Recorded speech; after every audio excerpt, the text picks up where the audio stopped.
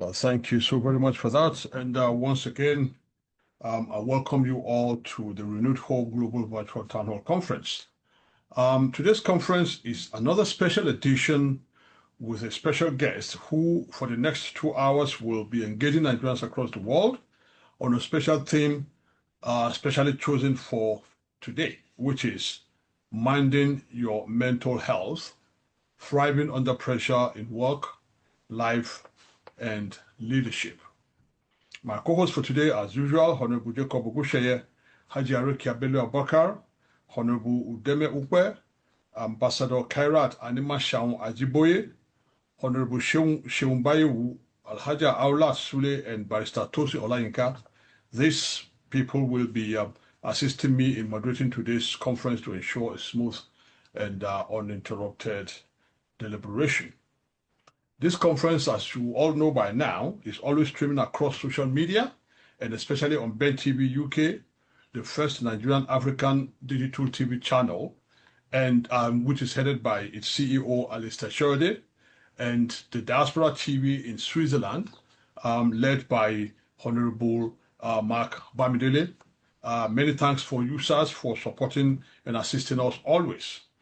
And just looking through the conference hall today, like every other week, I can see new faces, and I can see our regulars, our regular participants, including our leaders and stakeholders from across the globe. Thank you all for always joining the conference every week without fail, and for watching us on Ben TV UK and on Diaspora TV in Switzerland and across all our social media platforms. Thank you also very much. Towards the end of the conference, I will be acknowledging the presence of our leaders and stakeholders in the house and those that will join us in the course of the conference today. Thank you ever so much. But in the meantime, on behalf of the team behind the Renew Hope Global, I welcome you all to this session. On today's conference, we have in our midst, like I said earlier on, a consultant neuropsychiatrist and mental health advocate. He will be engaging with us for the next 2 hours on the theme of today, which is minding your mental health, thriving under pressure in work, life, and leadership. So, on the hot seat, I'm sure you'll be wondering who is this gentleman that we're bringing on today. He's no other person than Dr. Oluseun Peter OGUNNUBI. Distinguished ladies and gentlemen, I'm pleased to announce that our special guest of honor for today has joined the conference. So, to set the ball rolling for this virtual conference, like as usual, please permit me to read out the profile of our special guest, Dr. Oluseun Peter OGUNNUBI. Dr. Oluseun Peter OGUNNUBI is a Christian, consultant neuropsychiatrist. He's an author, academic, and mental health advocate. He holds a bachelor's degree in medicine and surgery, which is MB-CHB from Olabisi Onabanjo University in Nigeria. A certification in leadership and management in health from the University of Washington, and a master of public health degree from the University of Nicaragua, and another master's degree in community and population health sciences from the University of Saskatchewan, Canada. I hope I pronounced that right. Saskatchewan, Canada. Dr. OGUNNUBI is a fellow of the West African College of Physicians, FWACP, and is also a fellow of the Royal Society of Public Health in the United Kingdom, reflecting his broad clinical and public health expertise. He is the founder and owner of TM Grace Cottage Emotional Wellness Clinics Limited, a foremost private mental health facility in Nigeria. He is also actively involved in non-governmental mental health initiatives through his NGO work, promoting community awareness and access to care. Dr. Oluseun OGUNNUBI practices both in Nigeria and in Canada. He is also an author of 3 impactful books: The Anatomy of Friendship, Built, Broken, and Born Again. Yakpa, your usual phrase. I'm glad to see this, that somebody's writing about this now. Yakpa, The Price of Living,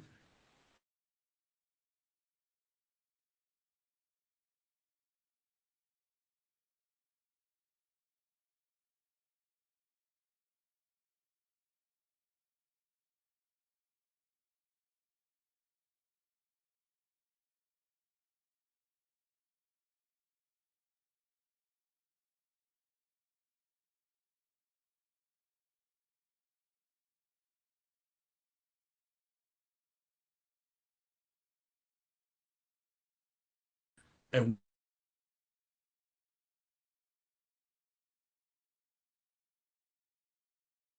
for that, apologies for that. I think it's from my end here. I really apologize for that. Let me just start again from the middle. Through his teaching platform, which is called Mind Matters with Dr. Nubi, he educates a wide audience on mental health, integrating clinical sciences with faith-based principles. His work is driven by a deep conviction that caring for the mind is both a medical responsibility and a spiritual calling. Today, he will be speaking to people, to us, Nigerians across the world, not only as a clinician and researcher, but as a person of faith, reminding us that our mental health matters and that seeking help is both wisdom and an act of faith. That, in a nutshell, is the brief profile, I must say, of a special guest for today. So please join me in welcoming Dr. Oluseun Peter OGUNNUBI to the Renewed Hope Global Virtual Town Hall Conference. So, once again, thank you very much. Thank you, sir. Ambassador, for your kind citations and for inviting me to this great program. I believe as time goes on, please, if you have any question, just note your questions. There will be room for question and answer at the end of the day. I try to make this very interactive. I try to make it as professional, and I also try to make it as comical as possible. So as a teacher, I understand my audience and how to communicate and connect with the audience. So we're going to laugh, we're going to smile, but in the process, don't let us forget the meat and the message for today, which is minding our mental health and how to thrive under pressure, both in life, work, and in leadership. Okay, so let's go. So, of course, welcoming address, which has been done. There's a myth booster that I put here, which is mental health problems only happen to weak people. What do you think? The answer is that even superheroes need therapy. As long as you have blood flowing through your system, the notion that, oh, only the weak have mental health problem should quickly be aborted. The notion that, oh, if you are seeking help, you are saying you are depressed, come on, get up. You must be strong. All those things. So today, I'm talking to every one of us because mental illness knows no gender, no status, no stature, no nationality, nothing. We all have brains. So you can see me holding the brain. All of us have this. And we must identify the red flag. So if you see that brain, you see the red flag that I'm holding. That is to say that all of us are you should be part of this conversation. Nobody is exempted. Okay. So today's session will take us through journey to talk about mental health fundamentals. We're going to learn about the foundation of mental health. What is mental health? What is mental illness? How do we understand symptoms? Because many of us, we just see somebody, we label them. Some of us, we reject. We say, no, God forbid. We go to our clerics. They pray for us. Meanwhile, when you have malaria, you go to the hospital. Typhoid. When you have liver disease or diabetes, you go to the hospital. So what is that? So now talking about mental health, honestly, mental health is about our emotion, both psychological and social well-being, including spiritual. Our mental health is what determines how we think, we feel, and act every day. So that means that if my spiritual life is not good, I don't have full mental health. That means that if my social life is not good, I don't have full mental health. There's what we call quality of life. If your quality of life is affected, then you don't have mental health. So mental health is not just absence of mental illness, but it is a complete state of wholeness. That is the definition of WHO.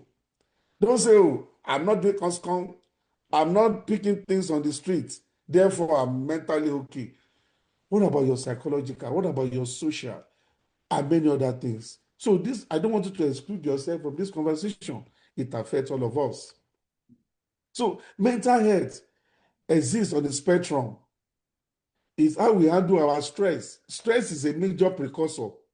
Anything that stresses you can lead you to mental illness, honestly.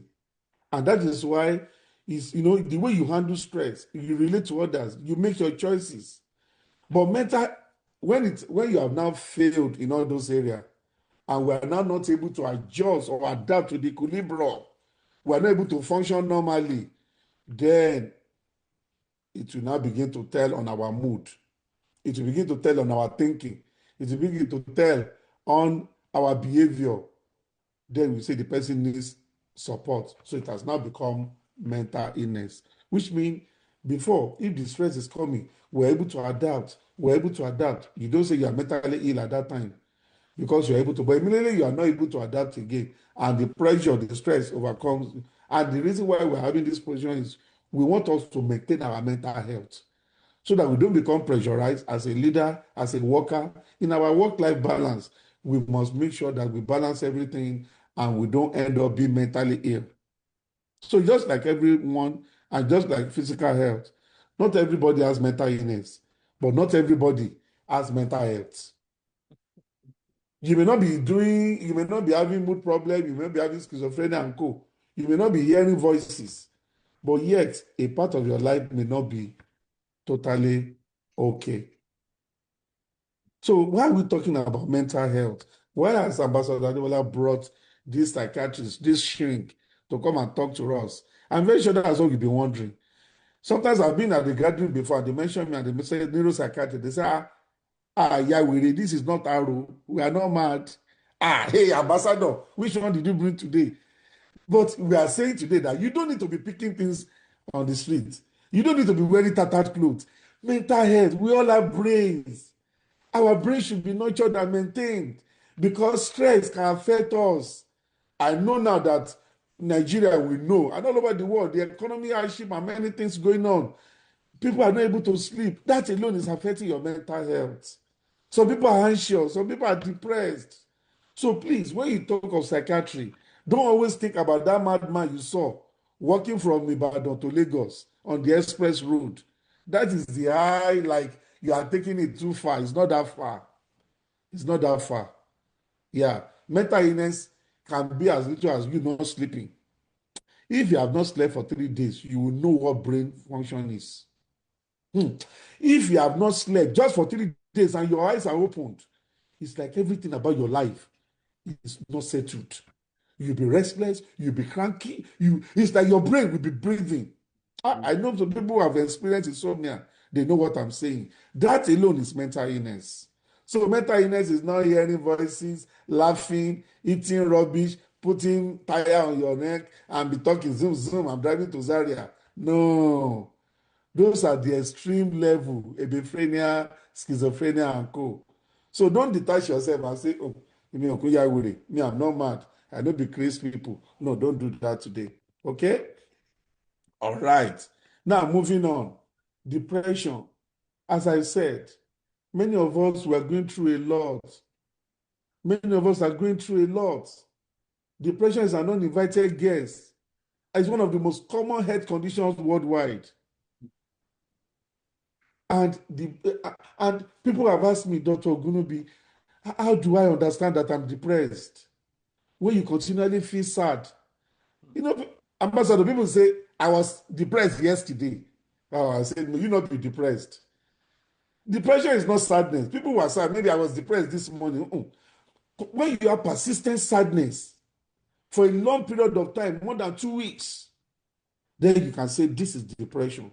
You have loss of interest in activity, you feel fatigue, no energy, you just want to die. You begin to play music like this world is not my own, I am just passing by. All those things everything is melancholy, everything is totally sad. That is depression. You are inside, you don't want to on light, everywhere is dark. People are talking, you say, what is wrong? Why are you happy? It's like the whole problem of Nigeria is on your head. You become so emotionally attached to things. Any small thing they say to you, it's not you are very sensitive to comments. You want to be sleeping, or you are even unable to sleep. Some they will be craving for sugar. Some they just want to be detached. They don't join family programs. They don't want to join in. I mean, they are not on social media. Even when their phone rings, it annoys them. They just go to work because they have to make living. You're already going through depression. Then when you begin to fantasize death, that what's the essence of this life? Let's three bullets, just come, meet and just let this house, I mean, just collapse. My brother, my sister, you are going through depression, and it's an uninvited guest. Please, someone should tell me. I'm moving my slide. Is my slide moving? Yes. Thank you, sir. So, as much as possible, those are some of the symptoms. There are many other symptoms, but I want to cover as much as possible within this short. My slide is 65. So, permit me, if you see me trying to run, I want us to feed as many as possible, because at the end of the day, I want to make mental health ambassadors out of all of us. I'm tired of people taking people to the hospital when they have heart condition, when they have liver condition. But when they have brain condition, they say it's an attack of the enemy. It's not fair to the brain. You have liver problem, you go say, oh, I'm seeing my doctor today. You have kidney problem today, oh, I'm seeing my urologist. You have bone condition, you can't walk. Every default in any organ in the body, you go to the hospital to see the specialist. But when there is a brain problem, in terms of mood, in terms of thinking, in terms of your behavior, that one is an attack of the enemy. They have seen it start. They know it's going to be an ambassador one day. That's why they're attacking him. That's why they're attacking her. But people will have depression, people will have anxiety. We will tell them to be a man, get up and do it. But people will have heart condition, will take flower to their room, get well soon. We love you, dearie. Double standard. This should not be. We love you, dearie. So physical ailments endears more empathy and sympathy. But when it comes to mental illness, is it because we can't see the brain? The brain is an organ inside the skull. This is my skull. Inside it is a brain, and the brain is an organ, and it helps us to function, to move, to regulate our behavior, our mood, our thinking. So if brain is faulty, you will see a neuropsychiatrist who can give you medication and also refer you to clinical psychologist who will be helping you, motivating you, behavioral and other things. If you take heart and you take brain, they are organs in the body. Why do we not treat them differently? You are proud to say, I just saw my cardiologist yesterday, and he asked me to just take life easy, maintain good life balance, and make sure I sleep and rest well. And I should make sure that I don't stress myself. And I should just have a positive living. Oh, you are proud you saw your cardiologist. How many of us can say, I saw my neuropsychiatrist yesterday. My psychiatrist asked me to sleep well, take my medication, make sure that I don't put myself into unnecessary pressure and burnout. We say, God forbid, I will not say psychiatrist because I'm not mad. But you are proud to say you saw cardiologist. What is the difference? So this is an enlightenment to us, because these are the reasons why we don't seek help. Stigma. People will not say, I saw psychiatrist yesterday, psychiatrist. Psych. They call us different names, shrink. Some have said we should change their name to behavioral scientists, neuro, so that people will not know that we are psych. Meanwhile, psych is psychology, brain. But you can say, I saw endocrinologist. I saw a respiratologist. I saw a cardiologist. Please, let's normalize conversation around mental illness. So anxiety is another thing that can happen if we continue to stress ourselves. Also, other forms of mental illness is bipolar. This one has been abused. People say, is it bipolar? The truth is that bipolar is a condition where you have low level of depression. Like depression is there. You are deeply sad, fatigued, hopeless, suicidal. You are withdrawn. But along the same time, in the same person, maybe next month or a year after, when he's having mental illness, it will now be manic, energy balls, racing thoughts, impulsive decision, spending money. I saw a person that was manic and said, this money day. And he sold the house of 2.5 million for 500. He said, no worry, money na water. Out of poor judgment. I've seen someone who went to Computer Village in Lagos and said, who needs phone? And he bought phone for everybody there. When they check his pulse, he had only 10,000 naira. It was when they were beating him that they saw the card of our hospital. They called us. I said, he has bipolar. He was in the manic phase because you'll be grandiose. You believe you can do anything. So when you have this frequent, between deep depression and high manic, that is when you say the person is bipolar. It's different from mood swing. Let me quickly correct that now. The way I've corrected that, sadness is not depression. You can be sad for 1 or 2 days. But when it's depression, persistent and pervasive sadness. So also bipolar is not mood swing. Sometimes there are some people's mood are not regulated. Small time they get pissed off and they're angry at the next moment. But they are not going to the level of being manic. Okay. Schizophrenia, that is the one we know very well. In fact, schizophrenia is the only reason why mental illness is being stigmatized. Because the reason why people will say, God forbid, I will never tell anybody that I saw Dr. OGUNNUBI, is because that man walking on the road, that epiphrenic is schizophrenia. That one is affect the thinking. Someone will tell you that, oh, yes, he's the owner of the world, and that the whole world should worship him, and I just dined with God yesterday, and he's wearing tattered clothes, sleeping on the road. So those ones you see, those are schizophrenic. However, there are some people that are schizophrenic. They're able to go to school. They wear suit like me. But when they talk, everything is full of delusions. Some will be moving from one house to another. I know somebody who, for over a period of 10 years, moved to more than 20 places. He built 3 houses. He did not live there. He said something is crawling inside the ceiling. He will tell the wife, can you hear? Can you hear? The wife will say, I'm not hearing anything. You are the only one hearing this thing. They will move to hotel. They stayed in hotel for 6 months. Then they say, hey, they've seen me. They've seen me. And it can be quite distressing. So don't think schizophrenia is only wearing tattered clothes. I am managing people with schizophrenia who will pack their jeep, come to my hospital, take their monthly injection and go back. So people hear voices. One patient was talking to me and he was just laughing. I said, why are you laughing? What we are saying is not funny. He said, he's just listening to Big Commander now. Adaba mbaloke, Oluseun moluwa. He was hearing the voice and he was just, from my consulting room, which Adaba? In this consulting room, that is Obey Commander playing good music inside his head. Why? Because there's disorganized thinking. So those are the ones we think. That's why people stigmatize. Do you know what? These are the people that seek help. And like family seek help for. When people are depressed, they only bring them. I did a study in 2012. I look at pattern of presentation in mental health facility. Depression was very, very low. But psychosis, schizophrenia, bipolar, all those ones, because they carry cutlass or they do something abnormal, they bring all of them. But you see those people with anxiety, people with depression, they suffer till they commit suicide. Because we just say, come on, be a man. Meanwhile, all these are also mental illness. Post-traumatic. Some people, they just have flashbacks and intrusive memories of things that have happened. That's why when you are spreading, this one, Boko Haram did this, ISIS did this, all these things, be careful not to share the video. There are some people just watching the video, it will stick in their memory.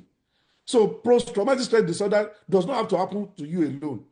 The event or the traumatic event may not have happened to you, but you watching, hearing about it, you can have it. And you know what? It is one of the major reasons why people are not able to work effectively all over the world. It's a major reason for occupational disability all over the world. People have nightmares, sleep disturbances, hypervigilance, and avoidance. Any small thing, they are scared. Why? Because of what they watched. So let us be careful and don't let us be reckless in sending some of the things we do send to people. We just send it to them. Let us imagine that you send something to someone and that person now becomes, now becomes the carrier of PTSD, now living with PTSD.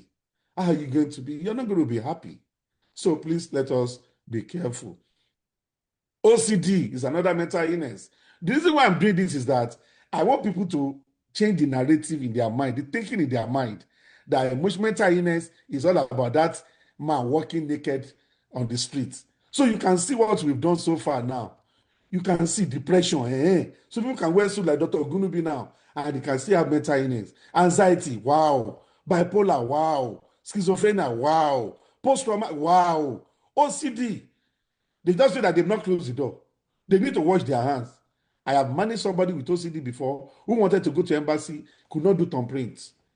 We have to write letter for him because he has washed his hands to the level that all his thumbprints have gone. I am not exaggerating. It can be that bad. I was seeing a patient, and the patient kept standing up to go and close his boot. I said, but you have locked your car. But that thing will be telling you have not locked your car, you have not locked your car, your properties are not safe. He will tell me, okay, doctor, please permit me. He will go outside. You will hear the sound of the alarm, papa, car locked. He will be with me. Then after a while, you see him forgetting. I say, what's happening? I want to check my car. Maybe it's not locked. But you just left now. OCD can be obsessive compulsive disorder. It's not something you can help.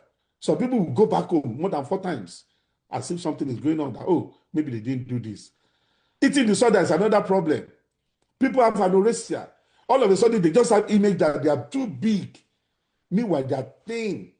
But in their mind, they say they are big. So they continue to check. When they want to buy things, they look at the calorie.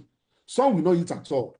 Some, when they eat, they go to the toilet, they will put their hands in their mouth and they will vomit. That is the bulimia. Some, they just be eating. So this is mental illness because the mind is telling you you are big, you are big. Meanwhile, they are not big. We have body dysmorphic disorder.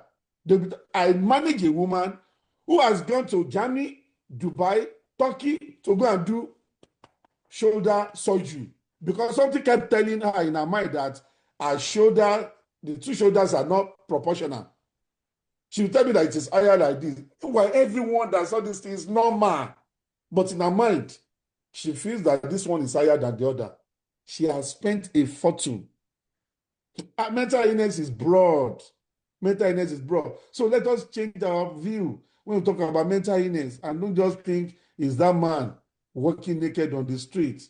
So it is important for us. There are many other mental illness I didn't mention. Selective mutism. It happens in adolescents. They will be at home, they will not talk. When they get outside, they will talk. Or reverse. They will talk at home. When they get outside, they will not talk. It's not because of anything, no fear, but they just have selective mutism.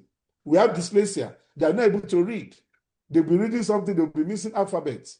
It's a form of mental illness. Mental illness is not only about somebody saying rubbish or walking naked. We have adjustment disorder. People are not able to cope with issues of life, and any small thing throws them overboard. They want to kill themselves because of a change in their job. Mental illness, when we talk of mental illness, when we talk of psychiatry, let us normalize it. Insomnia, inability to sleep, somatization. Some people tell you, doctor, something is working. Especially those who have nursed their aged one, who have stroke. All of a sudden, they unconsciously transfer the stroke to themselves. And guess what? They come to me. Doctor, something is moving from my leg like this. It's thinking of paralysis.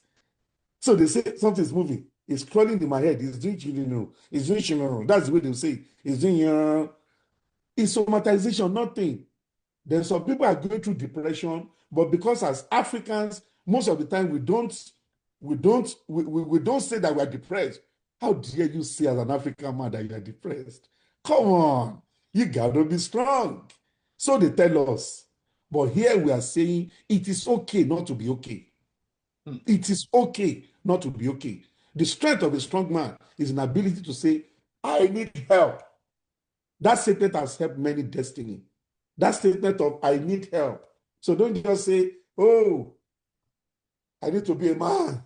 I must not show myself. Oh, I'm a woman of valor. I must not show that I'm weak. I am weak. It's okay not to be okay. So because Africans don't, most of the time we say Africans somatize their depression. They're the one that will be coming and something. They keep going to hospital every evening when they come back from work. Typhoid test, malaria test, every time. They go to HMO, they call their insurance. They are always seeing their GP, family doctor. Why? It is because they are going through depression. The GP will do all forms of tests. We call it fat fight syndrome. Your file is so big. When they've done echo, ECG, there was a woman that I saw. When I told her, what are the tests? ECG, Onre. This one, this is it. Echo, this is it. Brain MRI, this is it. Chest X-ray, this is it. Electrolyte urea, this is it. Urinalysis, this is it. Full blood count, this is it. I said, Madam, with what you've told me, you are going through depression. There are some things that you are not able to resolve, and you are depressed. And I just prescribed antidepressants. After a month, she came back with a bunch of plantain. Said, thank you so much. She held my leg and started crying. Said, for 11 years, I have gone to more than 15 doctors.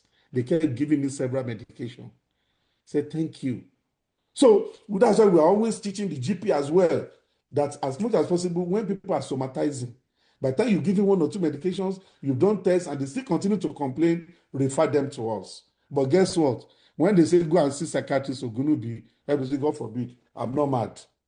But now people are embracing it, that you don't have to be mad before you see me. Let's talk about the concept of stress. I need to speak now.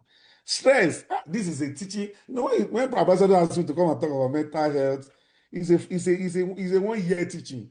But as much as possible, I will just try my best to round off. So the modern epidemic is stress. All of us are stressed. Because in today's fast-paced world, stress has become an unwelcome companion. Organization will tell you, your boss will tell you, either you swim or you drown. Because this company cannot afford to go under. So everybody is under pressure. Pressure is called stress. But guess what? We have good stress and we have bad stress. Because if you are not stressed at all, it's dangerous. Look at this man. He's just sleeping. No stress. And you need stress in your life. Look at it. When stress is low, performance is low. But as your stress level increases, your performance increases until it gets to the optimal level. This is where we want everyone to be. Medium stress, high performance. But if it is not too much, you begin to have disorganization, anxiety. High stress will now give you, you know what? Will give you what you don't want. So always remember this picture. Stress is good. There are positive stress that will make us to say, like now, I woke up this morning, I went through my slide, I did not have enough sleep. It is stressful, but it is productive. After now, I will sleep. But if you say you don't want to be, I just want to be taken care of. Soft life is dangerous. Soft life, you will not be productive at all. But when stress is too much, it's also not good. Look at it. The stress, look at this. This is an executive or a characteristic of an employee or a director. Look at so many files that he has to work on. And the body will be doing pimping. You're not sleeping. You're anxious. That person will continue to go to hospital. I'm having this. I'm feeling weak. My chest is paining me. I'm having a headache. I feel like that is your body resisting, telling you to slow down. Honestly, if you sit down and you quickly calm down and you readjust your time, you can be okay at this stage of resistance. And if you take your stress away. But if you continue to work, despite the body alarm, you go to a state of exhaustion. Exhaustion is when mental illness occurs. So, but most of us, we don't even know how to learn our body system. A woman does not even know her period. And I think it comes every 15th. I don't know, Sha, why? Because one of the things that can affect you is your inability to, wait, I used to have my period on the 15th. I think I'm stressed. Now this is 20th, and I'm not pregnant. Oh, I used to sleep around 10, but this is 12 o'clock. I'm still awake. Something is wrong with my body. That is your body resisting and telling you to calm down. But many of us, I must build that house before December. I must do this. You now put your leadership role, everything will now be on your head. I know you're a leader. I know you want to showcase things. I know you need to be productive, but don't go to a state of exhaustion. Once you get to a state of exhaustion, you become my patient.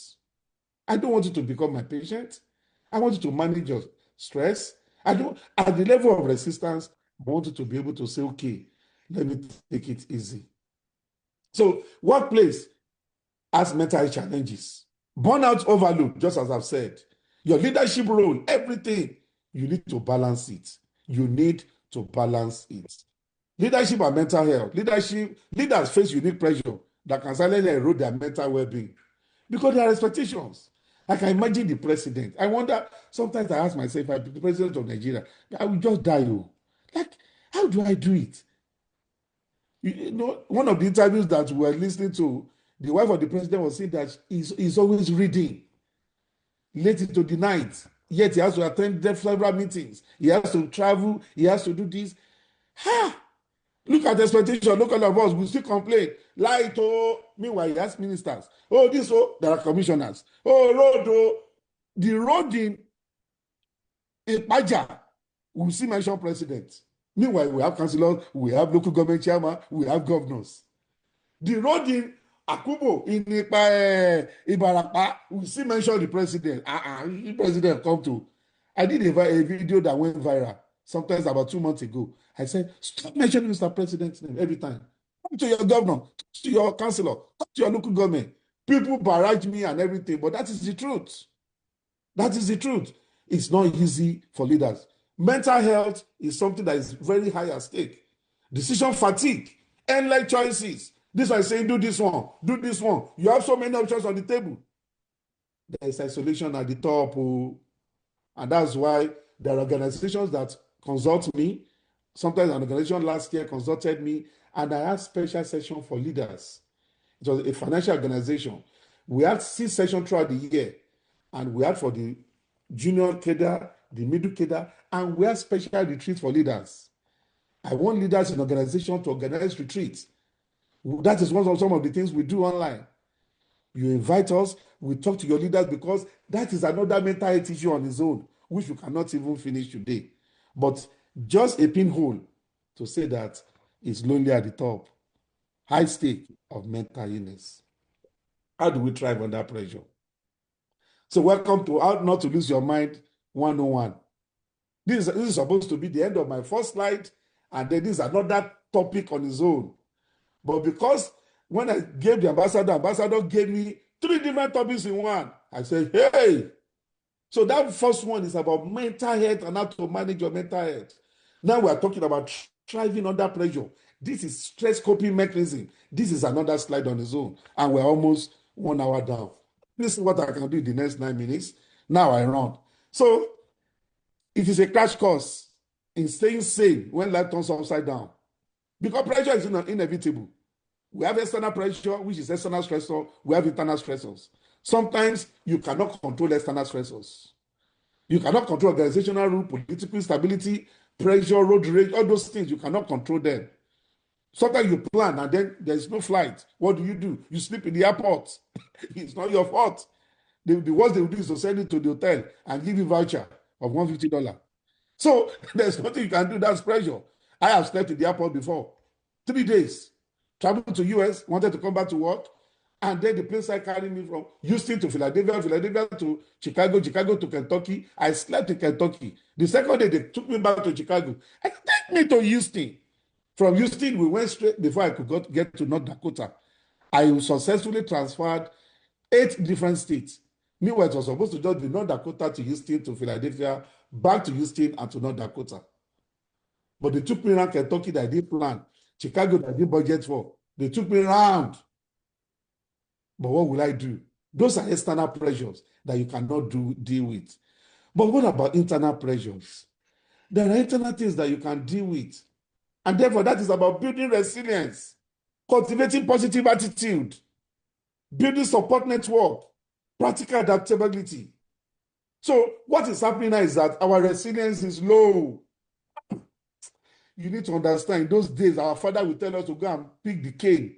There are different types of cane at the back of the door. They will demonstrate the one you should pick. You now go to the room and close the door. But if you tell that to Gen Z, they say, you are messing with my mental health. I want to commit suicide. No resilience. Oh, this pressure is so much. I remember going to medical school. My viva voce took more than 2 hours. You want to take a student on 2 hours viva voce now? Person is just going to faint and say, this lecturer is intimidating me. No more resilience. And this is what we need to build. You see this guy? The pressure of life, that's why they say when the going gets tough, the tough gets going. You must be tough, and that is resilience. As I said, self-care, not selfish, is quite essential. Quality of sleep, balanced nutrition, exercise are very key. You can see, if you can't change what is coming from outside, you can change your own behavior. because we have external stressors and internal stressors. Some of us, our internal stressors, our behavior, our eating attitude, you must decrease this. All those chicken legend, burger legend. Let's reduce this coffee and co. Let's take more of fruit. Watch your habits. Don't just say, I'm tired, let me use cigar. And this is in one hand. This is a bad stress coping mechanism. So beware of the calorie counts that you take. Eat slowly, don't rush. Many of us were rushing as we're eating, we're going to work, we have 4 phones ringing. Okay, I'll see you now. Take water. I'm rushing now. Water is elixir. Water is elixir. It helps a lot. Take water, sprinkle some lime. As I'm talking to you now, this water now, I have lime.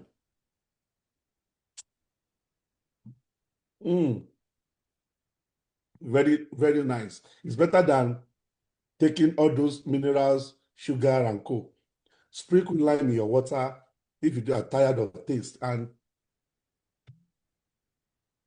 it's very nice. Please follow the same process. Allow sunlight. Vitamin D, it will help your bone. You're going to be having osteoporosis, breaking of bones when you grow old. Regular exercise is very key. I don't miss it. Most of my videos online, you see me walking and I'm doing my 5 minutes random missing, and I'm posting it and I'm walking. So I'm doing 2 things at the same time. I'm educating the public and I'm walking. 5,000 steps a day, at least Monday, Wednesday, and Saturday. You can do it. You can do it. Get enough sleep. Don't sleep like this. Go and sleep and deaden everything. Not your phone buzzing, pop, every time. Make sure you put your phone to sleep mode. Any notification will be silenced. Please, sleep very well. Listen to music. Healthy way to relax and recharge your brain. Learn to smile. Look at this one. They will grow old quickly. Look at all these faces. Stop being angry every time. Just smile. If you can smile at it, you can laugh, you can live with it. They come to tell you, look at what is going, you just smile. Let people know you that as a guy is always smiling, as a lady is always smiling. They tell, they gossip about you. Really? Is that what they said? It's okay. How do you smile? As you're smiling, you are releasing endorphins. These are good hormones that help to nourish the body. But if you do your face like this, corticosteroids, adrenaline, all those things will make your heart to be pumping and your skin will be getting quassed and rough. Avoid all topics. ADC is better than PDP. PDP is better than NDC. APC is the one. What is your own? Avoid topics. There are some people, they will be poking you. They are looking for your adrenaline to be pumped up. They say, hey, what do you think about the primary in Enugu? I was in Enugu, so I can't say much about it. QED. Some of us, there are people like that. They just want to, steam up your blood. Please, let us avoid that. Time management. Most of us, because we don't do things on time, we are now rushing. We'll be rushing to do things, and that is dangerous. Do things ahead. My program is 9 o'clock from here in Canada. I woke up 7 o'clock, took my bath, dressed. By 8 o'clock, I was already seated. No stress. Because I already set my alarm and I woke up. That is it. Just make sure that you manage these things. Learn better way to manage your time. All right. Money is another problem. Credit card. Maybe we pay. At the end of the day, you get one credit. Sometimes you'll be using it. There'll be, so many packages. 0% return after 4 days. 0% after 1 month. And it's applied so catchy. You now have bodies on your head. You are not able to sleep. You are not able to sleep. You are not able to do anything. Be positive. Be positive in everything you do. Look at it. This positive mind is seeing the light at the end of the tunnel. But see negative mind sees darkness at the end of the tunnel. Can you see? Can you see? The positive mind, they are seeing light at the end of the tunnel. The tunnel is black. But a negative mind, even though everything around him is very bright. So let us have positive mind towards Nigeria. Let us have Nigeria. Nigeria is destroyed. That nation cannot make it. You just be causing yourself depression because some of us believe in the land and we believe that Nigeria will be great. So even if things are around us now that are still like dark, we have positive mind. We're incurable optimists because we know that Nigeria, and that is why we're talking about renewed hope. Do you know what hope? Hope is seeing light at the end of the tunnel. This is what renewed hope stands for. And I want Ambassador to take note of this slide. This is a beautiful illustrative slide. Those who are negative, even when everything around them is beautiful, even when the president is doing everything, it is the dark they will continue to see. So we have this group of people, but more people should be here. And that is what I believe renew hope. Refuse negative thoughts. Solve little problems. Learn how, watch others do things. In your place of work, you are getting the same salary. Somebody is not stressed. You are stressed. Walk up to that person and say, please, how do you manage your money? How do you manage your time? We have the same children. Our children attend the same school. Don't be too pompous or proud to go and ask others for help. You know, learn to do things. Take part in hobbies. Bonfire. Summer is coming. Make sure those of us in the Western world diaspora, join your church group, your Muslim group. Join everyone in your neighborhood. Don't remain isolated. Don't tell your children, I'm going to get inside. No, don't tell them to get inside children. Enjoy life. Stop seeing wrong in everything. Some people, when people turn their back, the only thing you say about them is the wrongs. You never say anything good. Oh, that one. So it is well, my brother. No, all those things will make you to be secreting toxic hormone. Live peaceably with all men. Learn to forgive.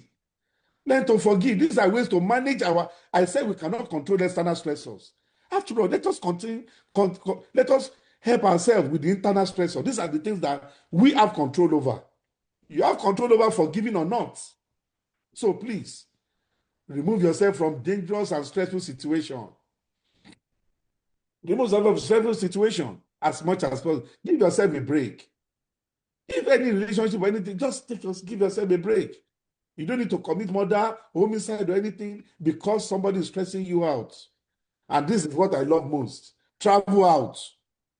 I tell people, if you are in Lagos and it's stressing you, travel out to Ibadan. If you don't have passport, travel out to Abeokuta. It is still traveling out. You don't need to travel to South Africa or Benin or to Lagos, to London or America and co. And when you come back after a week, where did you go? I traveled out. Did you lie? No, now. Because you traveled out of Agege to Ipaja. You traveled out of Houston to maybe Colorado or somewhere. You traveled out of Manchester to London. You have traveled out. That is, you have left your environment. You've given yourself a break. Let's be self-aware and let's be empathic to others. It is very key. Let's communicate better.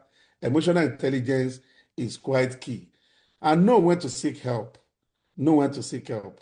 When you're having persistent mood change, withdrawal from others, risky unusual behavior, when all these things that I mentioned, when you're having those symptoms, either depression, anxiety, and co, and you have tried to cope with all those behavioral methods I've said, but it's still not working, seek help. Seek help. Be compliant with whatever medication they give you, if need be. If they ask you to go and see, if you ask you to see psychologists are not medical doctors, but they are trained in their own world. After the 4 years of clinical psychology, they now do 1 or 2 years of clinical, so they understand behavioral counseling and co. But medical doctors, after 6-7 years in medical school, go for another 6 years training. I went for another 6 years training, and by 17th year, I became a consultant psychiatrist. So when you come to me, I give you medication, but I may not have time for all those behavioral and co. I send it to the experts, who are the clinical psychologists, the behavioral scientists that will help you. We all work and we call ourselves the mental health team. The social worker, the psychiatry nurses, the clinical psychologists, speech therapists, occupational therapists, and the neuropsychiatrist. It is important to know that we need to ask for help, and reaching out is the bravest step you can take. Whether it's a trusted friend, family member, or mental health professional, opening up starts your journey to healing. Remember that asking for help is a sign of strength and not of weakness. Talk to someone. And at the end of the day, there are a lot of treatment options, medication, lifestyle changes, psychotherapy, which I've mentioned. Don't say, oh, if I go to see that doctor, they'll give me medication. Sometimes you come to me and I'll tell you that all you need is talk therapy and then lifestyle changes and supportive therapy. But sometimes I will say, okay, you know what? Because this thing is at this level, you need medication. And our medication don't turn people to have mental illness. It is the other way around. Okay? At the end of the day, recovery is a journey, not a sprint. I don't know the stage you are, whether you are maintaining your mental health or you already have some of the symptoms I mentioned, and you're like, oh, Dr. OGUNNUBI is mentioning my case. As I round up today, I want you to know that you can get help. And when you get help, know that help is not instant, because it was not a day that you started feeling the way you were feeling. It took time before you started experiencing those things. So also when you are getting better, you continue to, get better with time. If you're an addict, you're addicted to drugs, sex, or any other thing, internet, gambling, loan payments, applications, we have all sorts of addiction. Even if you fail after we manage you, admitted you, know that setbacks are not failure. They are part of the process. And it is good that you go through the process. As we round up today, let's learn to support one another. Let's be our brothers' keepers. Let's listen without judgment. Let's connect before we condemn. Let us make sure that we are friends to someone before we now go and say, oh, what's wrong with you? If you're not connected to me before, if I'm going through my travails, you can't come to me and be asking me, because we're just not friends before. I would just see it as a gossip who just want to take my story and my gist around. So let us bond together first, and let us encourage professional help. Stop sending people to clerics. Stop telling people that they are attacked by arrows of the enemy. A woman brought a patient to me and said, Doctor, help us. It was an arrow of the enemy. We've taken him to cleric. Cleric has removed 3. It remained 4 arrows. I admitted the patient in my hospital and we used medication. When the woman came a month after, I said, how did you see your son, man? He said, oh, everything has gone. I said, we have used medication to remove the remaining 4 arrows. I now took time to explain to him and to her.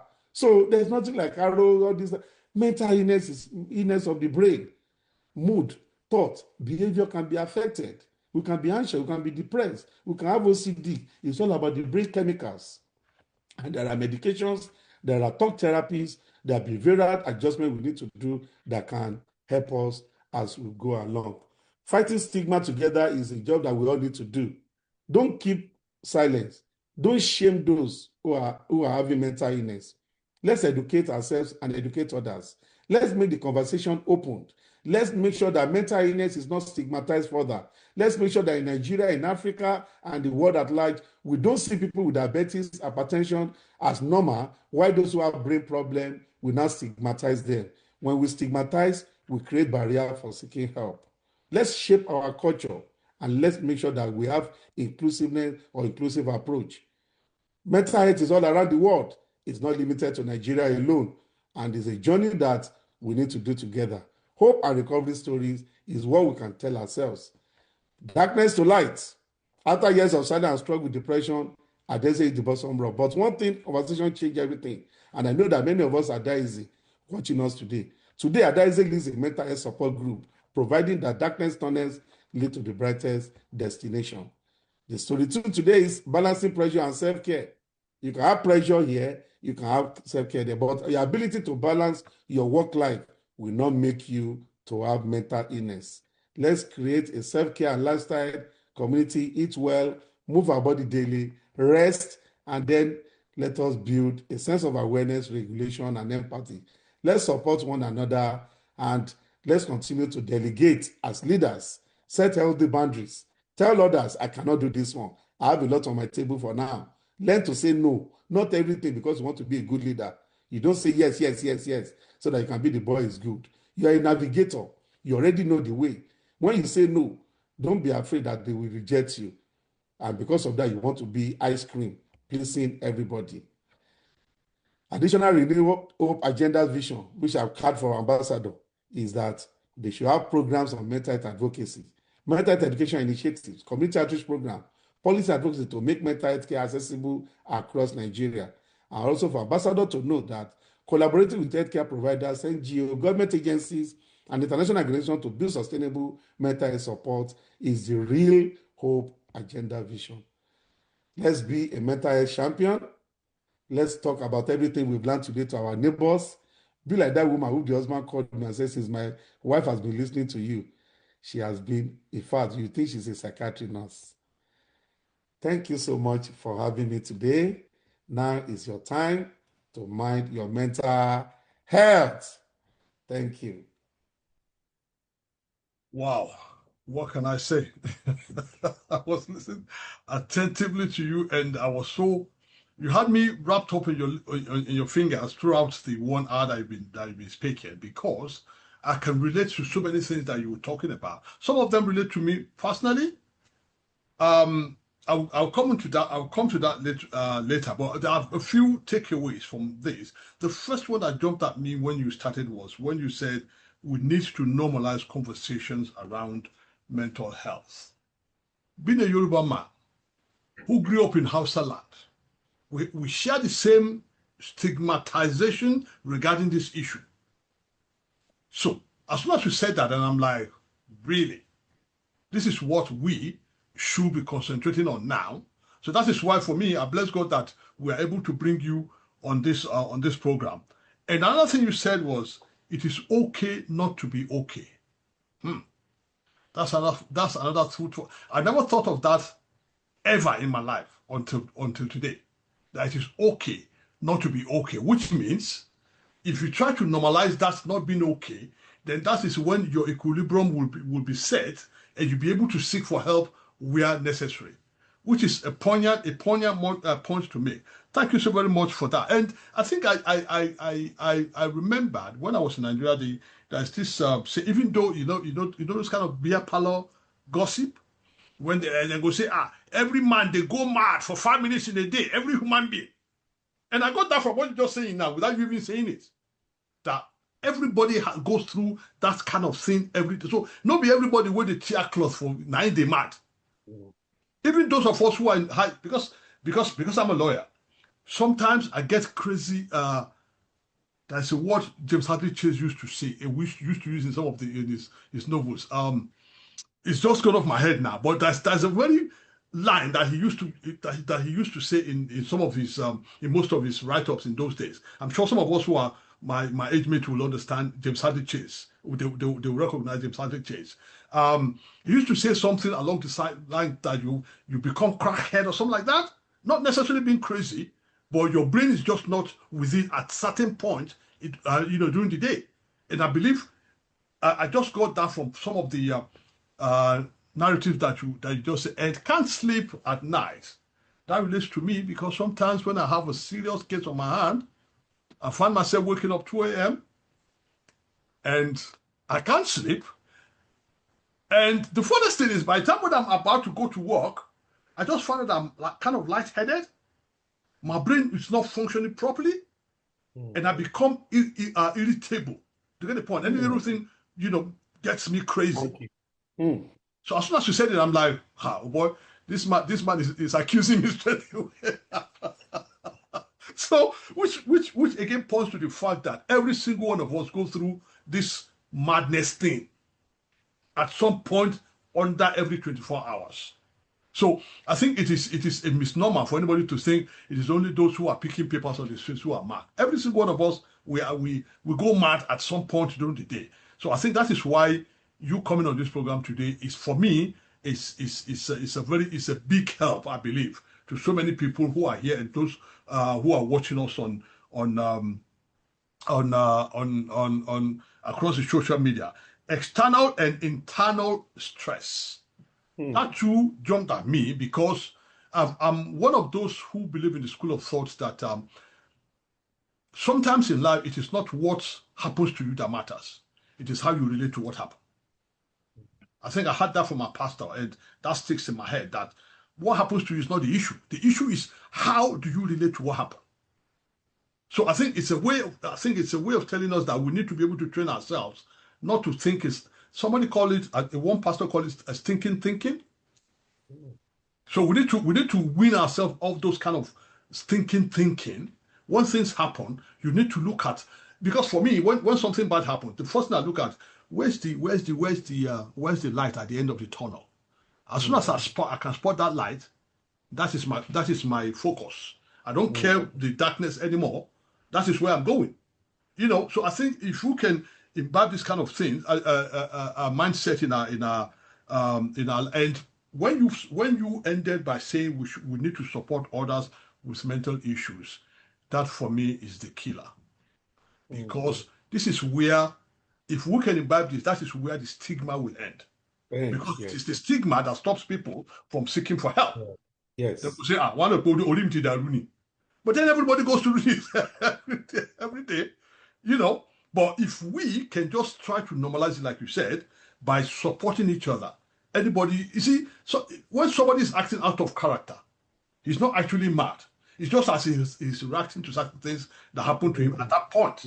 So you, who knows that this person is acting out of character, it is your job now to try to see how you can help him to get back to his to normalcy. I think that's the poignant thing you just said today. So thank you so very much, sir, for coming on this program. I really love every single, because trust me, you had me spellbound. Let me just put it that way. Spellbound through. So God bless you and thank you so much. So we have a couple of hands now. So anybody else who want, you don't necessarily have to ask personal questions. It could be questions that relate to other people. Our special guest is here. He's had many years of experience in this on this program, because if you ask questions that relate to somebody else, you will be helping. You might even be saving life, because he just said something now once he was giving us a presentation that some people sometimes, when they get to a certain level, they become suicidal. They start to think, oh, I don't belong here anymore. I just want to end it all. So if you know somebody who is in that kind of situation, this is time for you to raise up your hand. You have the hand emoji at the bottom of the screen. Raise up your hand so that you can ask those questions, so that you get enough answers for you. And like you heard, his closing remark was, we must support others with mental issues. So that is what you will be doing if you ask some salient questions. And we don't want any wishy-washy question. We want a direct question that would hit the topic that we're talking here today. So thank you so very much for being for coming again. And my regards to your family too, because I know it's not easy, especially you in Canada, because we have different time zone now. So for you to be here at this time, I know it's a lot of sacrifice. So, and for that, I bless God for you, and I thank you so much for being part of this program. So we will now go to the question and answer session now. So, and I would like to call on my co-host, Barrister Tosi Olayinka, to take up. What he was going to do is to take maybe 2 or 3 questions at a time. Then he will now use the floor for you to answer the question. That is just for us to save time, so that because it's about 5:11 now, and we have about maybe 39 minutes to go, so that we can cover as many hands up. Please, anybody who wants to, anybody who puts hand up 10 minutes to the time, I will not call you. So if you have any question to ask now, please put your hand now, because when it's time for us to round up, I will not entertain any more questions. Thank you so very much, sir. Honorable Toshola, you have the floor now, sir. Thank you very much, sir. Our distinguished Mr. Chairman, in person of Ambassador J.K. Adebola. I do appreciate giving us the opportunity once again. And I also want to use this opportunity to also thank our distinguished guest for this wonderful moment. And I must say that it has been a great and an enlightening moment for all of us, in person of Dr. Oluseun Peter OGUNNUBI, consultant, neuropsychiatrist, and mental health advocate. Thank you for your time. Before I go to our global audience, who may have questions or probably submission, I would like to first take the questions that came from the other platform here, and the questions go thus. The first one, as a way of maintaining our mental wellness, how should a workaholic maintain a work-life balance? That is the question 1. And question 2 says, what category do you put people with the following temperament? E.g., sanguine, phlegmatic, melancholy, and choleric. Yes, sorry. These are the two basic questions. I think the other one you've mentioned it during the time of the presentation. So thank you very much. Over to you, our distinguished guest. Thank you very much. I guess the person that asked the question about how workaholic can cope, maybe the person joined us towards the end of the presentation. Because in my slides, I mentioned how to maintain work-life balance. No matter how much you're a workaholic, when you think of the consequence of you not resting, the consequence of you not interacting with your family when you get back home, all you do is you bring the work back to the house, you are glued to your laptop, you are glued to your phone, your children are hovering around you, you don't have time to ask them how they are faring, whether they are young or they are even old. You don't have time to ask them how they are faring in their own family life. You don't have family reunion or family communion together. You don't do anything. As much as possible, all those things we affect, because some of these things we do, they have a way of making us happy. When we play with our children, when you watch TV at home, when you live with your spouses, when you go for OGUNNUBI, we are secreting endorphins. But a workaholic is not only somebody who works hard, but so a workaholic is somebody who is tying his own freedom to work. Is using work as an escape. So when people say I'm a workaholic, it's not something to be proud of. There's one between an ardent or a hard worker, a diligent worker, and a workaholic. Someone whose identity, worth, peace, and emotional escape is tied to his work is what we call a workaholic. The question is, should your identity, your peace, some they are fighting at home, they run to work. They're supposed to go back home, they are sleeping in the office. Some people, they don't even have any other identity other than, that's why when they are afraid of losing the work, because their identity is tied to that work. That's why most doctors, leaders, entrepreneurs, immigrants, they have to be very careful, because if you are not careful, your identity will be tied to who you are as a doctor. And you may forget yourself in the process. So the first thing you need to do is stop measuring yourself according to your productivity alone. A workaholic should not just measure himself or herself by our productivity. Tell yourself, even if I'm resting, I am not wasting time. I am worthy. Even if I'm resting, I am worthy. I am not a machine. I don't want to have burnout. I don't want to have emotional numbness. I don't want to be irritable. I don't want to have poor concentration. I don't want to have relationship disconnection with my family. I don't want to be physically ill.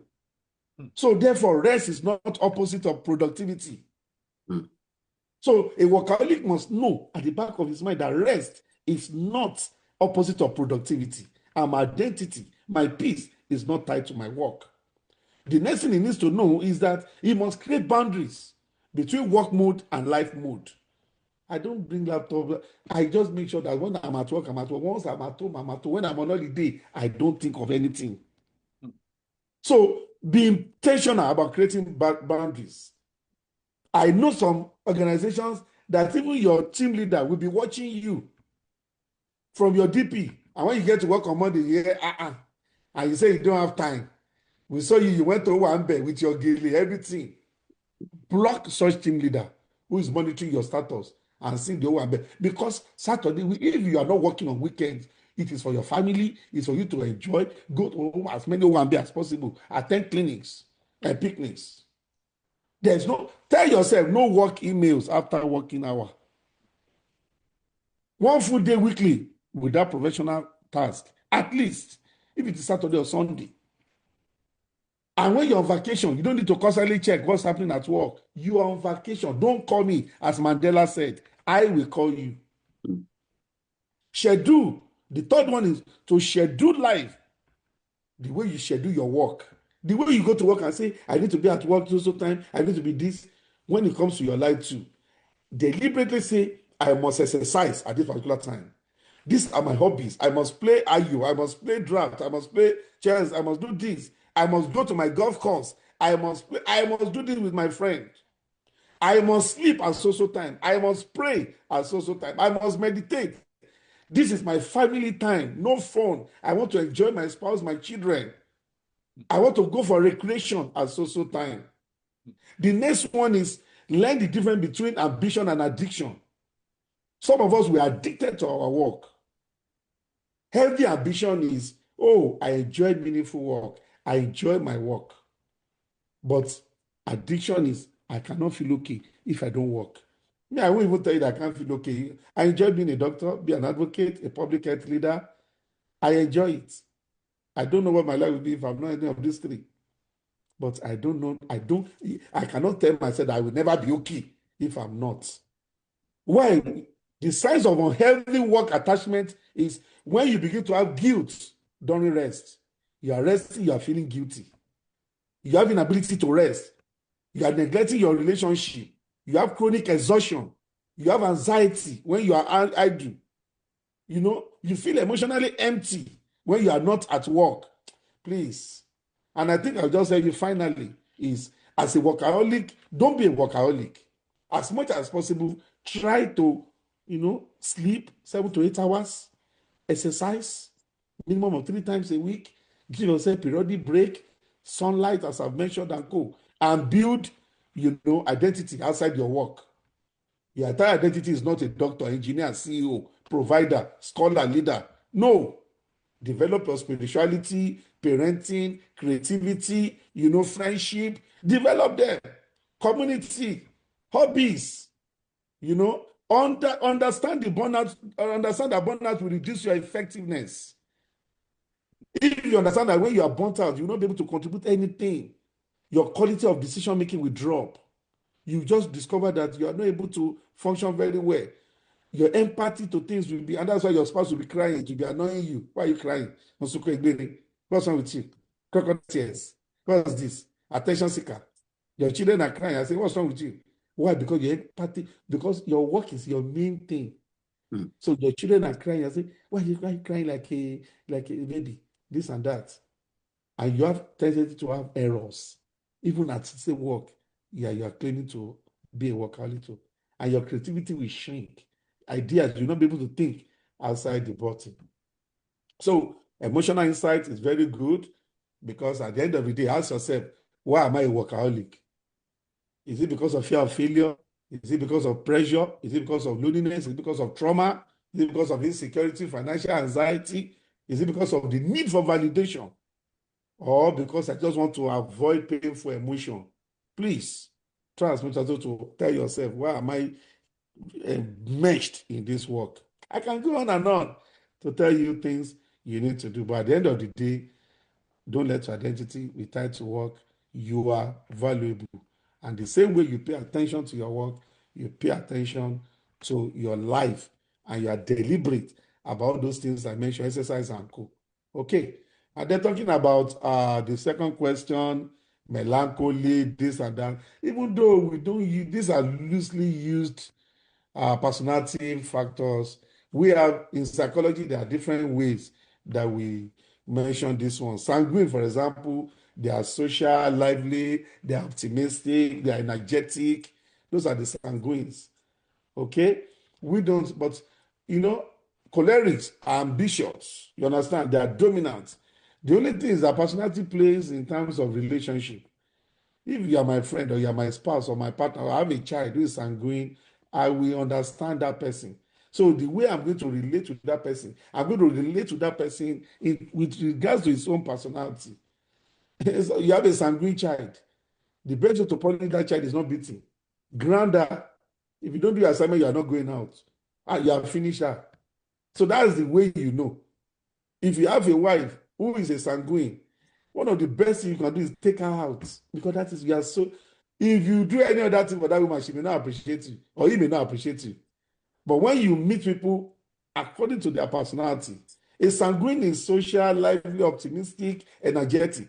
Choleric is ambitious, dominant, strong-willed, they are leader-like. Melancholy is analytical. They are very thoughtful. They are thoughtful. They are perfectionistic, and they are very sensitive. Those are the melancholies. While the flex, they are calm, peaceful, easygoing, patient. So if your partner is phlegmatic and you are dragging out to party, you are not helping. Okay? So the modern psychology doesn't really rely heavily on these four temperaments. We talk about the big five factor, the trait factors, and co. But the most important thing, where all those four ones that we use loosely, is for ability to adapt, ability to relate. It helps most these factors, these personality issues, they help in interpersonal relationship, which is good because they say in Yoruba, "Mo mọ̀ wàrà lé mi, kì í ṣe èébú." That is, I know the behavior or pattern or personality of my neighbor. It's not an abuse. When you understand the personality of people, you are able to relate with them, and there will be less conflict. And that's why organization leaders, as leaders, we must, because we're talking about leadership and co. You must understand the personality of people you are leading so that you'll be able to meet them at that point. Otherwise, you'll be putting a round peg in a square hole. Thank you. Wow, thank you very much for that. Actually, I still have other questions coming through my WhatsApp now, but I'll come back to them soon while I give opportunity to our other global audience. Moving on to our audience who are already signifying by raising their hands, I would like to call on Honorable Michael Williams. And after that, I would like Honorable Udeme Upe to get ready. And also the email, this person identified themselves by their email, which is ali4muslim@gmail.com. I also want you to get ready immediately after Honorable Udeme Upe. All right. Honorable Michael Williams, you have the floor now. Thank you.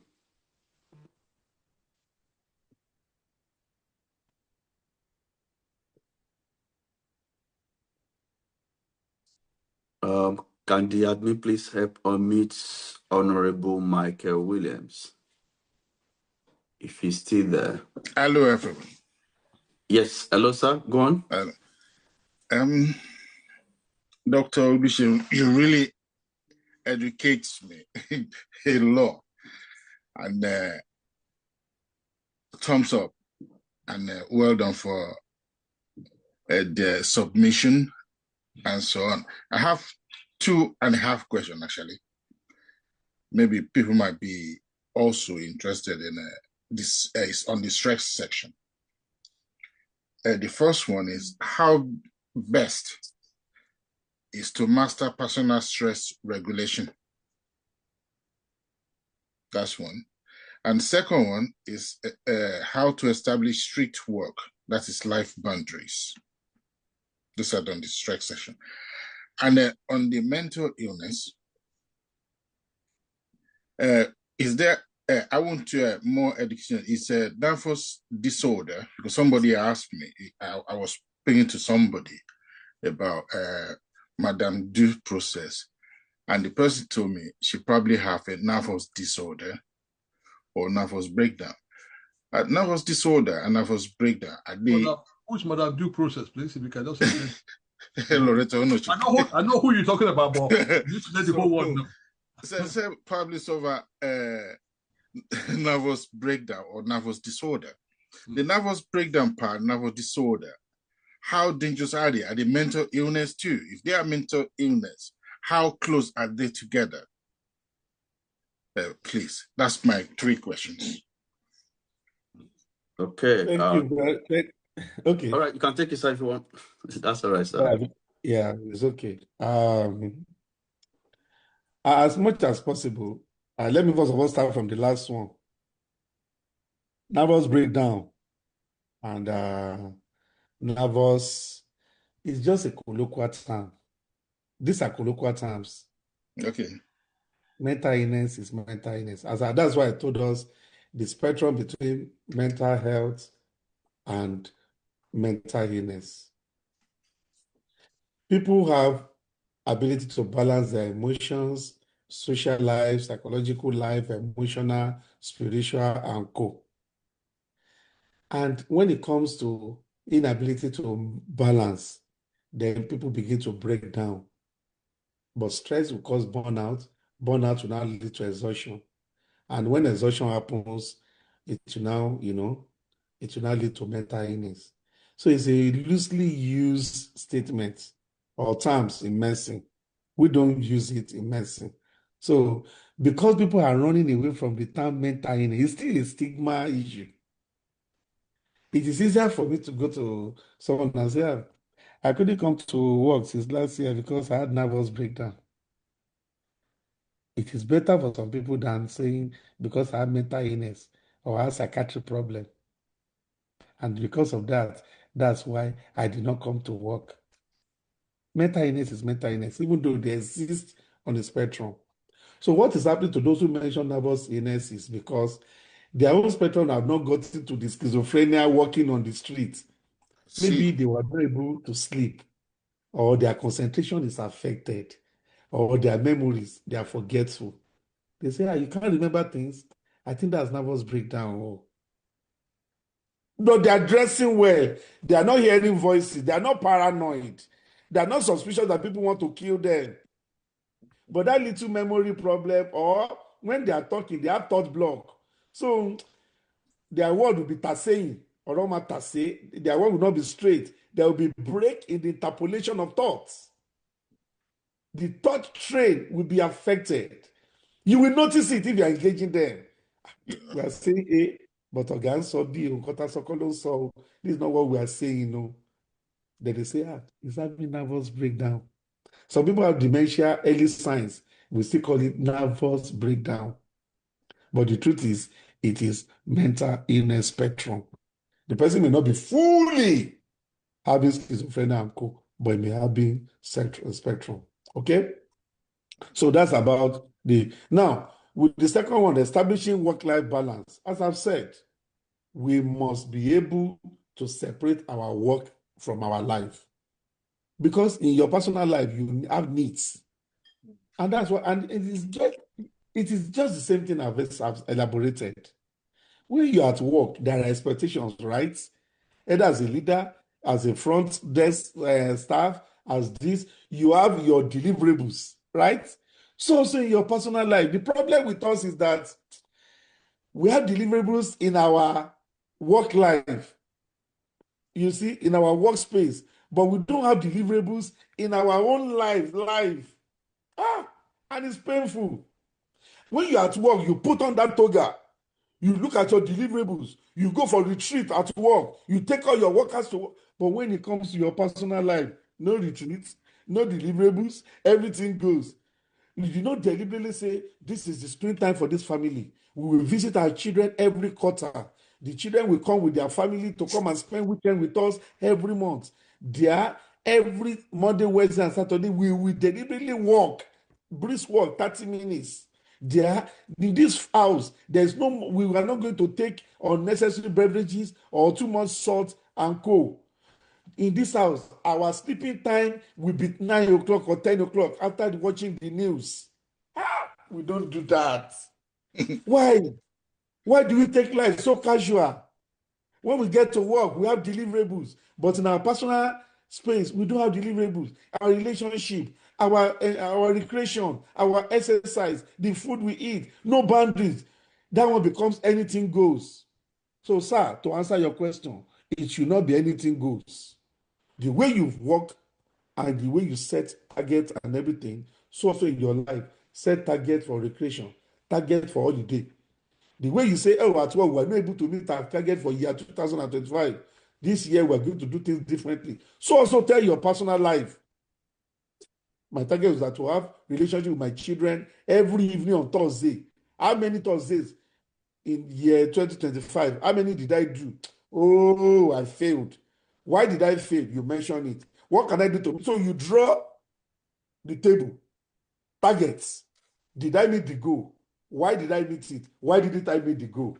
It's about being intentional, being deliberate, and being conscious about it. So I've answered the question on nervous. I've answered the question on our work-life balance, and also the first one, which is how people relate to pressure, personal stress regulation. The truth is that you should first of all know yourself. A great philosopher said, "Man, knoweth thyself." Another philosopher said, "An unexamined life is not worth living." And that's why I said it in stress management, that some of us, our body will be going to alarm state. We will still not know. We will continue to work till we die or till we have mental illness, till we get to a state of exhaustion. So stress management is about you setting I can't do it for you. You can't do it for me. My own stress limit is not your own stress limit. Some people work more under pressure. Some they break down under pressure. We cannot compare stress. Your stress is not my stress. What stresses you is not what will stress me. What will cause you when you get to your own elasticity limit, I may just be starting. It is individualistic. It is self-based. You have to sit down and ask yourself. So, and some of the common strategies you need to do is regular exercise, healthy eating, prayers. Those are the personal things you need to do. And you must learn when to pause, and to go to recovery. Anytime I don't sleep much, I ask myself this week, how many times did I sleep? I'm owing 2 hours times 3 days, 6 hours. So that means I'm owing 6 hours of sleep. Maybe the next Saturday, I will now sleep. Some, you oversleep. Say, okay, sleep bank. You bank the sleep. It is a deliberate, intentional, and conscious thing. I think I've answered the questions. Let me thank you. Thank you. Thank you very much, our distinguished guest. I still have some other questions flowing in, but I'll have to come back to this later. Moving on to the people on the platform at the moment, I would like to call Honorable Udeme Upe to also bring forth his question or submission. Thank you. Thank you so much, Oluseun, and thank you, Dr. Oluseun, for the I would say lecture that you've given us today, and it's been an eye-opener.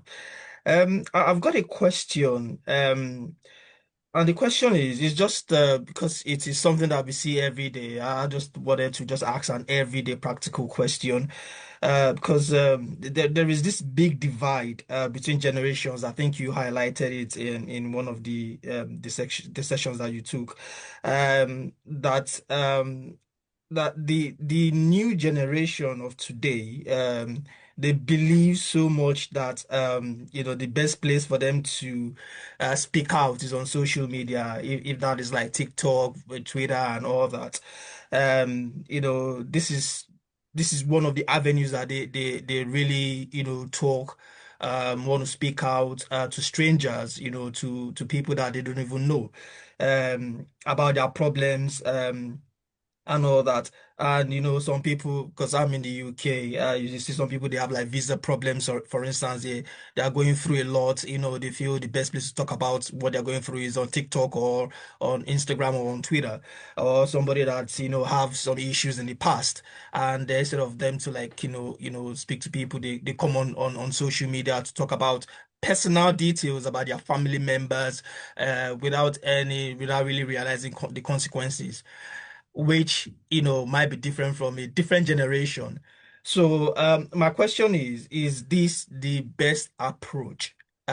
Or is it because these things happen, that there are no that we don't have the hands, the expertise to be able to deal with these problems. For instance, you are one of the persons that can deal with this, but do you have quite a lot of people of your expertise to be able to deal with this, or is it a cost, or is this really the best approach?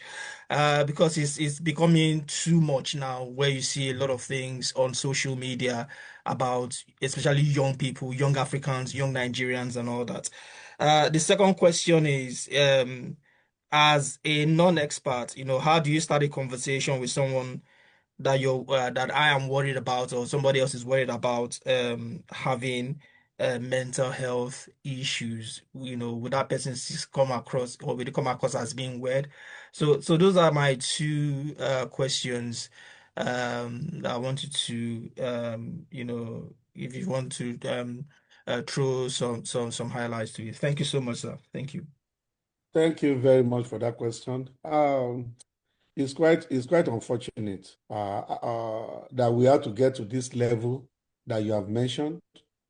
And the truth is, what you have said is right. Yesterday on channels on Health Matters, we talked about just the same topic, which is social media addiction. Social media, and Generation Alpha, Beta, they are just social media inclined. And that is why I cannot imagine how the next generations how we'll be able to relate together. Because even though social media is not the problem in itself, but it has become a public square.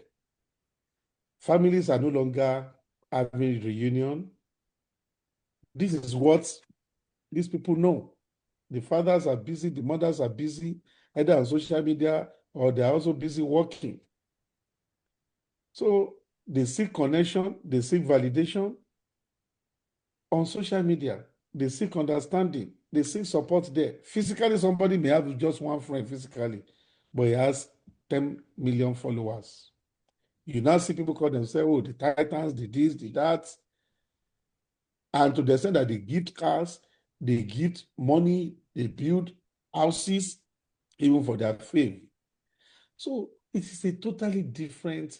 So I cannot say it is right, it is wrong, but honestly, if I say it is wrong, it's because I'm looking at it from the perspective of the traditional aspect, where you're supposed to ask your parents, or ask your neighbor, or ask a church leader, or your mentor, or your counselor in school, or call.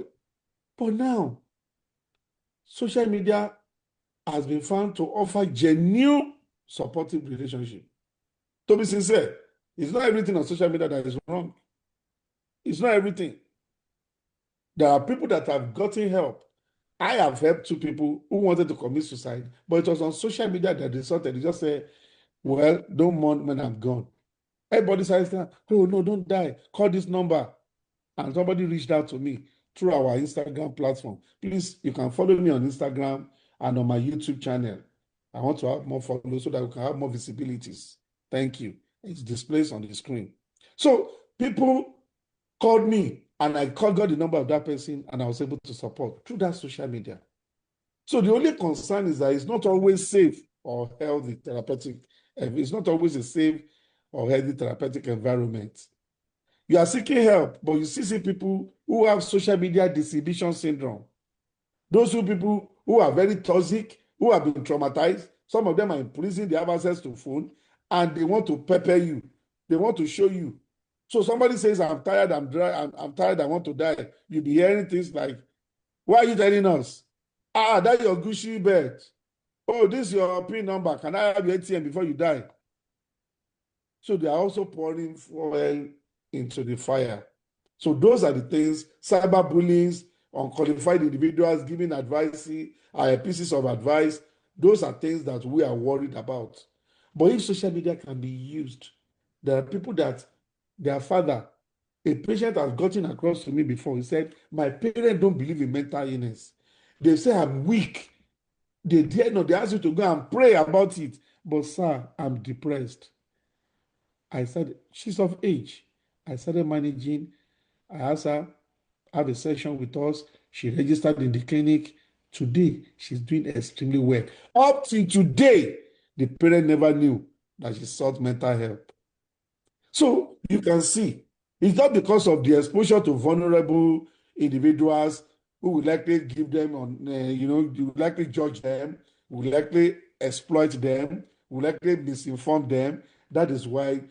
So the question is, are people doing this more frequently now? Yes, but it is because social media is accessible, parents are not accessible, leaders are not accessible, mentors are not available.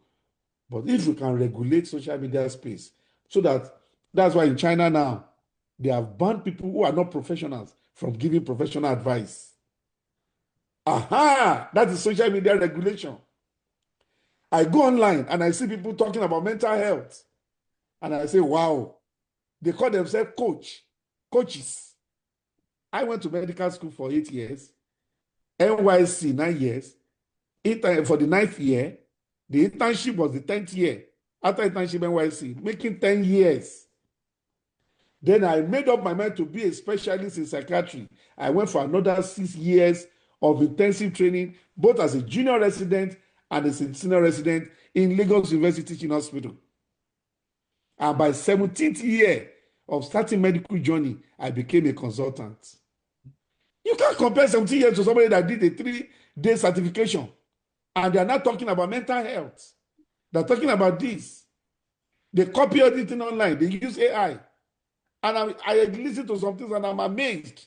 That is nothing but quackery. So government should... China have done it successfully. You cannot give advice if you are not proficient in that field. So these are some of the things we should do. Regulate the space, make sure it is safe for the users, and people can benefit from it. Professionals are limited, but if we can regulate the space, make it a supportive community, you have faith-based cultural support, professional counseling and therapy group, safe family conversation, and then you have online communities or people who are going through that same thing, then we can say, okay, it is not a problem. So that is it. Now, another thing is, because I've seen on social media where somebody said, your problem is not this. Don't go and seek for help in anybody's place. All you need is money. I had to message that person. I said, no, this person talking to you is depressed. Even with money, people still die. This person has need for medication and for intensive psychotherapy. Not just money. And, the person quickly refrained from the counseling. It was a live feed on social media. And I was passing by, and I just had to quickly intervene. You can imagine if I've not done that. And many are going like that. So, as much as possible, that is how to still embrace social media, but not make it a devil's slaughter for people's mind to be slaughtered away. And I'm not talking about mentally ill, emotional struggles. Not everybody is something emotionally is mentally ill. Sometimes human beings will go through stress, grief, we feel disappointed, and we have anxiety. The goal is not to pathologize normal behavior. So stop looking at someone and say, oh, I think you have mental illness. No. Sometimes people may be going through stress. People may be going through things. As I said, for people to have mental illness, they must, meet certain criteria. For you to say this person is mentally ill, that person must have something that is causing, stress. So there's dereliction, there's deviation from normal behavior, there's disability, there's dysfunction, and there's duration. So those are the D's. The duration must be there. Don't say I'm depressed. I was depressed yesterday. It didn't mean the duration. There must be dereliction. The person is totally deviating from what we used to do before. There is dysfunction. The person is not able to walk the way this person. There's disability in all areas. And there's distress. So those are the 5 Ds to say this person is having mental illness. Either the distress to the person or the people around. Hey, help us. So this person is not sleeping. That's when you say this person has mental illness. And that's why we are the only one that can qualify. We are the one that are qualified to say, okay, this person has met these 5 Ds. Other people will just be struggling. They may have emotional issues and co. Thank you very much. Wow. Thank you very much, sir. I do appreciate. In fact, it's as if we should just extend it and we'll go on and on. All right. Still going on our questions. I would like to call on Samsung SM A176B. Then after that, I want Mr. Kola Asa to get ready. Sorry if I didn't pronounce your name well. And shortly after that, we want Alaji Taufik Shoduke to also get ready. Samsung SM A176B, over to you.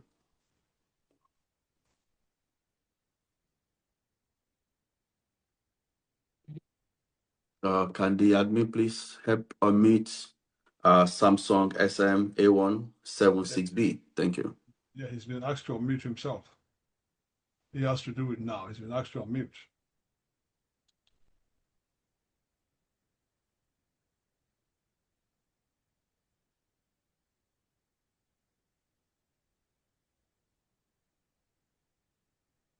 Probably in case he's having problem with his gadget or internet, we may have to move to Mr. Kola Asa. Mr. Kola, over to you, please. Thank you very much, sir. And I thank God for the opportunity. Thanks for putting this together. Yeah, so in his book, Japa, Dr. Nubi mentioned about, he talked about the challenges we face overseas and what have you. I'm also in Canada, but there are two challenges I personally have. The first one is the support structure. The kind of support structure you have in Nigeria, we don't have it here. You travel in Nigeria, you come back, people say, hey, welcome, welcome, hey, welcome. When did you get back? It doesn't happen here. You're just lonely. So that support structure, how do you handle it when you japa? That's number one question. Number two question is, sometimes I just find myself... Before you go further, sir, Yes, sir. sorry to interject. You just said something that is unique now, to the effect that the kind of support system that is applicable in Nigeria is not applicable in Canada. Can you please expatiate on that a little bit more? Yeah, it's not applicable, it's not available. For instance, I went for a surgery 3 years ago, and they said you need somebody to pick you, to come and pick you from the hospital before they can operate you. I mean, I struggle to get someone. I mean, it's so difficult. They said they can't allow me to go home alone. And then it was difficult. I was actually looking for Uber drivers to say, oh, please, can I pay you to come and pick me up after my surgery? I mean, in Nigeria, 20 people come and pick me up. You know, so here is isolated. People are just carrying dogs all about the place. Okay. All right. Highly multicultural, no connections. It's difficult to have a very close friend. Okay. Thank you very much for elaborating on that. Go on, sir. Yeah, so that's number one. Number two is making stupid mistakes that ordinarily you know that you don't make this kind of mistakes when under pressure. My daughter went to make her hair, and she said, okay, go and withdraw money at 1:30 and come and pay the hairdresser. And I was rushing. She kept calling and everything. So I got to the ATM machine. I withdrew 1:30. I took my card. I didn't take the cash. I drove away. 5 minutes later, I remembered I didn't take the cash. I drove back. The money was no longer there. So I called 7 people. Nobody picked that day. They were not ready to talk to me. I wanted to talk to somebody because so many mistakes that weekend. So it happens like that. So I want to keep it short. Right. Mr. Kolasa,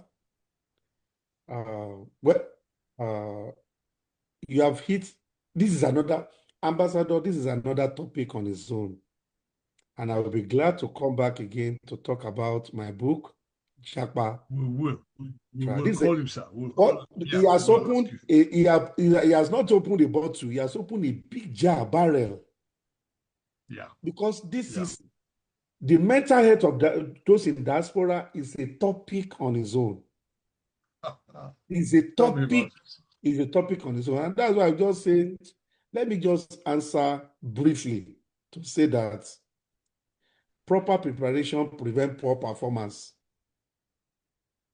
In my book, Japa, everybody can get it online. I tell people, and I say with every form of audacity, you cannot afford to travel out of the country without reading that book.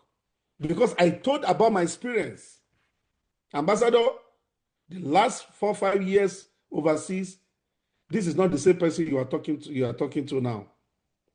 And I mirrored the life of an average immigrant.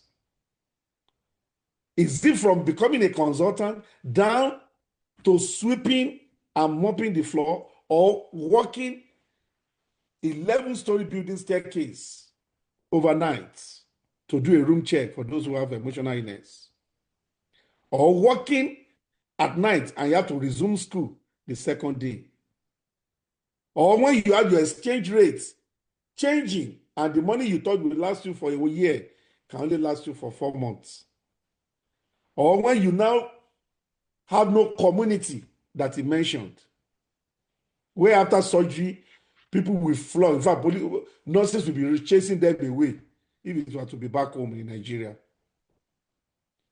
There are a lot of studies that have shown that people with mental illness, they do better in the developing world than in the developed world. Why? Because of social support. It is what it is. And that is the situation analysis. That is the situation we have. In fact, one of the openings of my book, I said, nobody prepares you for it. No matter how much you know, and you say, okay, if I don't see anybody, I will face my book. When it hits you hard. From the weather condition to time change and everything. The grass is not always greener. And that was why there was an interview that I did a few years ago that went viral all over the world when I said Canada is not worth it. Many people didn't know that I was the one that did that viral interview. It from YouTube down to Twitter, Instagram, and I mentioned my life. So Mr. Kola has opened a jar, which we're going to mention later, so that we can just prepare people to take rightful decision. To ask themselves, is this what I want to put myself into? Because it is what it is. What Mr. Kola is asking is the external stressors. And what did I say in stress management? We may not be able to control some of them. You can't go to the Broad Street and be asking, oh yeah, you can't go to downtown. I'm in Nigeria. I'm looking for a friend. That is why I mentioned external stressors and internal stressors. There are some external stressors that it is what it is. So what do we do about external stressors? That is where adaptability comes in. That is where adjustment comes in. And that is where resilience comes in. And that's why it's a big topic that I will just leave as it is. And also, of course, I said, when you are in a hurry, you will make mistake. So under stress management, I said something. I said time management. And sorry for what happened to you, Mr. Kola, sir. But under time management, you will not have any need. Proper preparation and planning. Managing your money, managing your time, so that you are not in a hurry to withdraw money and you forgot the money, you left the money, you took the card. Another thing that could have happened to you was you had so many things on your table. And that's why I said in stress management, you must be able to plan. Don't say yes to everything that comes your way. If you have 5 engagements in a day, they'll be inviting you. I'm sorry, I already have 1 or 2 engagements. I will not be able to involve myself in the other ones. I'm sorry. The way these Western people will laugh, I'm sorry, they will still be maintaining their stand. Oh, so sorry, they'll be laughing. So sorry, I won't be able to make it. Oh, sorry, I just wish you a nice time. I wish you have a nice time. So sorry. But we don't have that culture of maintaining boundary. So we want to do many things. You want to run to this place, you want to come to this place, you will make mistake. So what he has said is to buttress the teaching that when we're under pressure, when we don't manage our times, when we have so many things on our table, our decision making, our tendency to make mistakes, they are very high. Our decision making is low. We will not be able to think outside the box. We will also have tendency to make more mistakes. But with regards to immigrants and mental health, is a big topic that we talk, because that involves adaptability, that involves resilience, that involves adjustment. Thank you. Oh, wow. Thank you very much, sir. We still have so many questions here, actually. Sorry, apologies to my co-host. I just need to come in here because if you notice, when the last speaker spoke, Kola Asa, I believe his name was, I had to come in because he touched, just like our special guest too noticed, he touched on a very raw nerve that resonates with those of us living in diaspora. And for that reason, I agree with our special guest that yes, this is another topic that we need to digest on, and we will be knocking on your door, sir, to bring you back on. However, I need to, you see, I agree with what he's saying, our special guest is saying, because I want to talk of my personal experience now. Before I came to settle in the UK, I used to come to the UK every year. I used to work with the UAC. So, I recall me the So I used to come every year on a holiday. To get the point. It was like honky-dory thing. You come here, do some shopping, go back home, and you go and flex and all that nonsense. But when I came to settle, I had a culture shock. Because I found out that coming to settle is quite different from you coming on holiday. Two different kettle of fish. And then he ran back. I'm telling you a true story now. So that's why I agree with you, sir, Dr. OGUNNUBI, that we have to, this issue is something that we need to really, it's just, this guy just thrown down the gauntlet now, or call it a bone. We need to put flesh on the bone so that people can understand. Because this yakpas, when I was reading your, if you recall, when I was reading your profile, when I came to that yakpa, it jumped on me, and I'm like, this is a topic that I'm interested in. The reason for that is I have children too back in Nigeria, which I used to say to them, don't you ever venture out unless you have the required visa. I thought I was joking, because I had a bitter experience. There was no soft landing for me. So I had to go through the mills, and I suffered for so many years. And it takes people like you and me that has been through the mills in this part of the world to explain to them back home that Yapa is not what it is cut out to look like. Because a lot of our people, when they go back home, because they have a little bit of change, they go home and start. Somebody who came home for a month, maybe he went maybe 2,000 or 5,000 pounds to flex with, and you look at him as if that is how he's living there. Sorry, we'll come back to it. So, but Solanka, you have the floor now. Yes, sir. Looking at our time now, I'm not sure if there might be an extension. Probably. No. We have two hands up. Let's take those two hands. No, we won't take any more hands. I see have some questions here as well, sir. From the WhatsApp. Okay, no. You ask our special guest if you take your question. That one, I handled it. All right, sir. Thank you very much. Let's quickly take the two hands up. Then I will briefly answer your question from WhatsApp. Yeah. Okay. Thank you very much, sir. Moving to our global audience, I would like to call on Alhaji Taufik Shoduke to please ask his question. Or probably make it brief, please. And please make it brief. And after that, I will call Honorable Ifeoma Onoche. Thank you very much. Let me ask him to unmute. Yeah, you can unmute yourself now. Yes, thank you very much, Ambassador Adebola, and thank you very much, Dr. Seun Ogutubi. This is a very good lecture. But as one aspect I want to say that perhaps we don't put a bit emphasis on it, and I think we should also sometimes bring it up, and that is there are some infection that when they go into the body latently, they can cause mental health issues like syphilis, like Lyme disease, like cerebral malaria. These are things that, because I'm in UK, that we're noticing amongst immigrants that that the mental health is more of a pathological cause than emotional, because of the diseases are endemic back in Africa. So I think we should also, these are things we should watch out for when some present with mental health issue as well. That's what I just raised with us. So not all of them are only emotional, because it could be, like I said, with latent Lyme disease or syphilis or all that can, cross the brain barrier that can cause those mental health issues as well.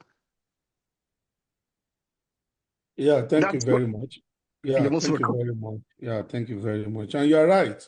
As I said, this lecture is about 4 days lecture, which I'm going to. So generally, broadly classifying mental illness, and when we go to pathology or ectopathology, or ethophysiology. There are many things that we can talk about, but we just say in simple terms, causes of mental illness can be physical insult to the brain or chemical insult to the brain. The emotional ones are the ones that we call chemical insults. So when I'm not happy, I secrete less of serotonin, and that will cause depression. When I'm excessively happy, I secrete more dopamine, and that can make me to be manic or schizophrenic. Why? Because there is high dopamine from the emotional issues. So as I'm getting happier and happier and happier, I'm secreting more chemicals, and the chemicals will be ravaging my brain and can teach me to another thing. When I lose someone, I become so down. So as I'm crying, as I'm feeling my loss, my body's serotonin production in the brain is very low. And that's why some of these medications for depression are the ones that will improve serotonin. That's why medication for mania and psychosis are the one that will reduce dopamine. So those are how that is how emotion cause changes in our neurochemical. But there are other ways that people can have mental illness, and that is through external problem like physical condition, like HIV related, cerebral malaria, Lyme disease. We have what we call sickle cell psychosis. We have what we call typhoid psychosis. So we have physical insult like cancer. We have space occupying lesion, pulse, head injury. Those ones are physical insult. That means when you open the brain, you see the cancer, you see the blood, you see the pulse, you see the damage physically done. So thank you for raising that. Very valuable reminder that mental health assessment should always be done. That's why when people come to us with mental health condition, especially if it is of sudden onset or we cannot really explain how emotion can cause it, we ask them to go and do CT scan or MRI. Or we ask them to go and do EEG. What are we looking for? We want to identify if there is a physical, we call it organic cause. But when we do it and everything appears normal, we now begin to say, okay, maybe it could be because of displacement, maybe it could be because of trauma, maybe because of disappointment and co. It is always very important for us to rule out physical before we say this is due to emotion. So thank you for bringing that clarity. Thank you. Wow, thank you very much, sir. Do we have Madam Ifema ready? I think she's dropped out. Okay. If I may ask the questions that were sent to me here via the WhatsApp, reading out from the first one, it says, Sorry, moderator, you can just go through the questions. There are some of the questions that are similar to what I've answered and everything. Just sift them so that I don't have. Yes. In fact, I struck out one now, which was answered by one of the, which was asked by one of the global audience, and you've answered the question. And yes, reading from the ones I have here, does ADHD have, and BPD have anything to do with mental illness? And another question says, does having a trigger mean a mental illness? Then the last question, can you have a mental health illness and still function normally? So now, ADHD, attention deficit hyperactive disorder, is an emotional illness. Because don't forget, I said something. Can it affect them? Yes. It can affect their functional ability to study, to read, to perform their occupational work, because they are either hyperactive or they are inattentive. That's what I call attention deficit hyperactive disorder, ADHD. And I don't forget the 5 Ds I mentioned. If it is there for a long time, yes. Disability, yes. Dysfunction, duration.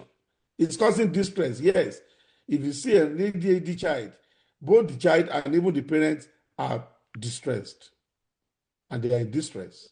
So it is what we manage in our hospital, and it is it's a neurodevelopmental disorder, okay, which affect attention, impulsivity, organization, motivation, and sometimes emotional regulation. So there's no. Also, as I said, when I was mentioning anxiety, depression, I said there are so many other ones that I did not mention. BPD is also borderline personality disorder. It's a personality disorder involving intense emotion, unstable relationship or self-image, fear of abandonment, difficulty regulating feelings, and as much as possible, it is also part of mental illness. But as we said, having this condition does not mean you are crazy. We have said that those who have mental illness are not necessarily crazy. Who are the people we call crazy? They are the people that are walking on the street. 1% schizophrenic, schizophrenia. Those are the one people come as crazy. If I have depression, you don't come to me and say I'm crazy. So the word crazy is what people look at and they stigmatize mental illness. ADHD, mental illness is anything that is affecting your brain, that is affecting your mood, your thinking, your behavior. So anything that if you are not able to regulate your emotion, I have seen somebody who took overdose. Why? Because the remote of the television is not working. I've seen people who wanted to commit suicide because they started their car and the car did not start on time. And they said, I'm tired of this life. Yes, that is borderline for you. Inability to manage their emotion. A borderline personality, if the partner says, I'm done with you, the next thing they do is to try to kill themselves. They are not able to regulate their emotion. Any disappointment, any crisis, they fall flat. Good things happen to them, they still react badly. So the marriage is a problem because they become overwhelmed. They give birth, they say, how do I take care of this child and everything, and they erupt. They get admission to university or colleges, and they erupt. Borderline is a serious problem because individuals have no ability to regulate. They are not capable. And because of that, they are not able to live productive life. They are not stable. So it's a form of mental illness. But we have said mental illness is not madness. Mental illness is not craziness. When people hear madness and craziness, they are referring to schizophrenia, walking on the street. So if I have depression, I am not mad, I am not crazy, but I suffer from mental illness. Same way somebody can suffer from tuberculosis, from cardiac problem, angina, liver diseases, chronic ulcer, and co. I think that settles that. And talking about, I think the next question, what was the next question? The next question was trigger.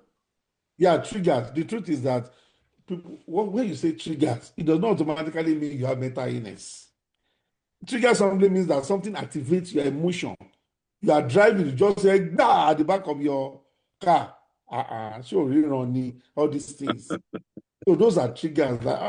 Then sometimes our children annoy us. I say, don't be me, no, don't annoy me, oh, because you're already going through certain things before. Does it mean you are mad? No. So almost everyone has triggers. Sometimes you just, triggers link you to bad memories and trauma. Sometimes criticism, loud yelling, rejection. A woman that has been abandoned before, a man that has been abandoned before. Some people, the event happening in social media now is a trigger to them. If you see somebody, maybe your partner cheated on you before, or your partner have abandoned you before, when you now hear the same story, it triggers you. And that's why we always say that responsible use of social media, because many people have PTSD already. And anytime you now do something, don't just open your mouth, wah, on social media. And that's why social media regulation is what I will always support anytime, any day. Otherwise, it will be anything goes. And all these triggers, people are trying to run away from it because it can bring about a reaction in them. Some people they have mental illness, but the mental illness is inherent. They can live 1 million years. It will never come out. But the moment there's a trigger that brings it out, we call it stress diathesis theory. Any trigger now will now bring it out. So just allow them, JJ, live their life, and they will never show any mental illness at all. Thank you. Wow. Okay. This last one, I don't think, well, I'm not sure if we should bring it forward. What do you think, sir? Do you mind if I bring forth the last question? Is that okay, sir? Yes, go ahead. Okay. I just want to satisfy as much as possible. Can you have a mental health illness and still function normally? You see the same thing I'm saying, and I will continue to say it, that the person that is asking that question, I'm very sure in his mind is that, can you be mad or crazy and function normally? That is what the person is thinking. I will continue to say that madness, craziness is the extreme. Ambassador, how do we remove this thing from our people? See, and this is the stigma about mental illness. Mental illness is a normal thing, like diabetes and liver problem. It just shows that your brain is not functioning 100% because you are anxious, you are not sleeping, you are depressed, you are addicted to food, drugs, and co. You have OCD, you're obsessed about something. You have somatization, thinking something is working in your body. Okay, if I have somatization, how does it prevent me from doing other things? I can still function. If I have insomnia, I can still function, but it will affect my functional level because I will be distressed. Yeah. But it doesn't mean I can't drive. It doesn't mean I put my food in my nose.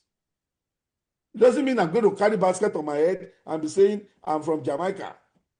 No, please. Mental illness is just a normal thing. We must, and that is what I want us to take home today. We must normalize this conversation.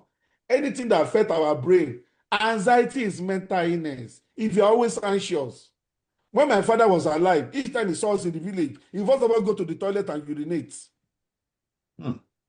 Because he would think something has happened. I said, Baba, we just came to greet you. There was no phone then. So we couldn't call him to say we were coming. But the first thing, Ekuleo, my father will first of all go to the toilet. That bladder will be pouring. That is anxiety because he's always praying for us. He's always hoping nothing bad will happen. So when he sees you suddenly, that's it, the bladder will fill up. It's mental illness, anxiety. But he lived with it and he was still able to still function. But he was not mad. He was not crazy. He was not walking on the street with tattered clothes, picking rubbish from the gutter.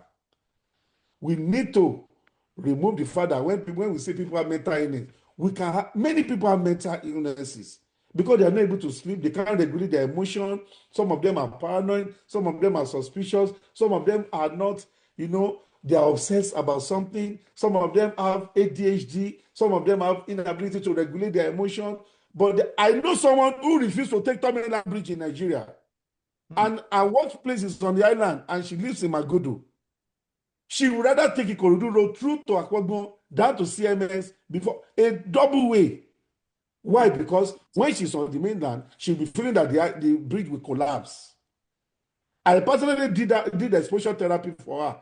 We drove on the Terminal Bridge. Immediately we passed Oluseun and we want to climb the bridge. Her heart started palpitating. And this is practical. But guess what? She's an excellent mother. She's a leader in the church. She's everything. We did gradual desensitization and exposure therapy. We drove on the song. Eventually, she overcame it with medication and that gradual. Mental illness is real. It's as little as that. I know someone say, what's wrong with you? Why would the bridge collapse because of you? I am managing a woman now who is already anxious and cannot sleep. Why? The 8-year-old daughter, she's thinking, will she graduate in life, in university? When she graduates, what kind of husband will she have? And then, will she be able to have children? For an 8-year-old daughter, she knows the thinking is stupid, but she cannot stop thinking about it. And it causes her insomnia. That is mental illness. But every other thing about her life is wonderful. She's a good woman. She's working, but she keeps having this anxiety that makes her not to sleep. But that does not mean she's crazy. That does not mean she's mad. But she has a problem with regards to her thinking. She has illogical thinking pattern. So if you don't take anything home today, mental illness is not madness. Mental illness is not craziness. It just shows that the brain is ill. Just at the same way we say heart attack, liver failure, kidney problem, and heart this or that. Oh, wow. Thank you very much, sir. It's been a great time spending time with you on this platform. On a final note, I would like to yield the floor back to Mr. Chairman in person of Ambassador J.K. Adebola. Thank you very much. Thank you so very much. For the first hour, I thought I was enraptured in the hands of our special guest, but this second hour, I was even doubly enraptured. Because one thing now correct me if I'm wrong. One thing I've got from everything we just said today now is that mental illness is just a medical condition. It's a brain condition. Just a medical condition. To this stigma issue. So I think that is one thing I want everybody to take home today. Mental illness is just a medical condition. Like you have malaria, like you have headache and all that. So let's get it treated. Don't let us stigmatize it that Otinya will you know. Exactly. You know. Exactly. So I think that is one thing I want every single one of us to take away here today. And be that as it may, sir, because of that, this Yapa thing that you just said. Yeah, the Jackpot. I'll be talking to you immediately after this meeting. All right, sir. And because I've looked at my diary and I have a window that I want you to come back. Because they say strike the iron while it's still hot. When it's hot. Yeah. So that's what I want to do now. I'll speak to you immediately after this. So Nigerians across the world, una go see am again, no. Now una talk up, say una want am. Because I've had so many private messages now on my phone now, asking that they want you to come back, especially on that Yapa thing, because that is something that affects Nigerians in diaspora. Now, and not just Nigerians in diaspora, Nigerians in Nigeria too, because I'll give you a little story now. Just give me 1 or 2 minutes. As a lawyer here, I have a client who has she has a charity where she issues certificate of sponsorship for people to come from Nigeria here. Now, as a charity organization, anybody she issues certificate of sponsorship form, even if that person gets visa from Nigeria and come here, they will only work for charity and they will not get paid for it. Somehow, I don't know how she managed to convince people to part with, I'm talking millions of naira now. Millions of naira. And what happened was, for a visa that has condition attached to it, they're not going to get paid. End of story. So the question is, why are you going to abroad for a job that will not pay you salary? So that's why I said I have no idea what she's been telling them. Anyhow, she's got about maybe 15 cases that were applications that was refused, and that was how I got to know. She now brought them all to me, and when I looked at the files, and I'm like, because I'm that kind of person, unless I have a 50% chance of success, I will not take your case. Because what I would then do is, I'll look, if I have a 50% chance, I would then be looking for something that will suit the pendulum to give me maybe 51 or 52%. If I have 51%, yeah, I'll take it up because I know that 51 can extend to 55, 60 or something, whatever. But this one, it was, let me just put it that way. There's nothing there. What now happened was, one of the people that was refused in Nigeria now sent this woman an audio. She's a Yoruba woman. I don't know what possessed this my client to send me that audio, because the audio was full of expletives against her. Now I listened to that audio for maybe 5 minutes or something. I had to because it was too much for me. I had to call it up. But the little I could get from that was that this woman from Nigeria She had a traveling business. She had a house. She had a car. And she sold everything for a COS that does not pay salary. And in my head, that was when I said, you know what, I don't want to listen to this crap anymore. Because how would you, in your right senses, perhaps maybe she has some, I don't know, mental illness too, because somebody in their right senses will know. This is why I said we need to come, you need to come back, sir, to speak to us about this Yakpa syndrome, because it's a phenomenon back home now that for some of us who are sensible, when you talk to them back home, they don't want to listen. They'll say, if it's that bad, then why are you still there? Why are you still there? Good point. Forgetting that we came when the Yakpa syndrome was not the norm. We came when it was easy for you to come in and settle, even if you don't have the right papers. Get the point. So that's why I said, I will speak to you after this program, sir.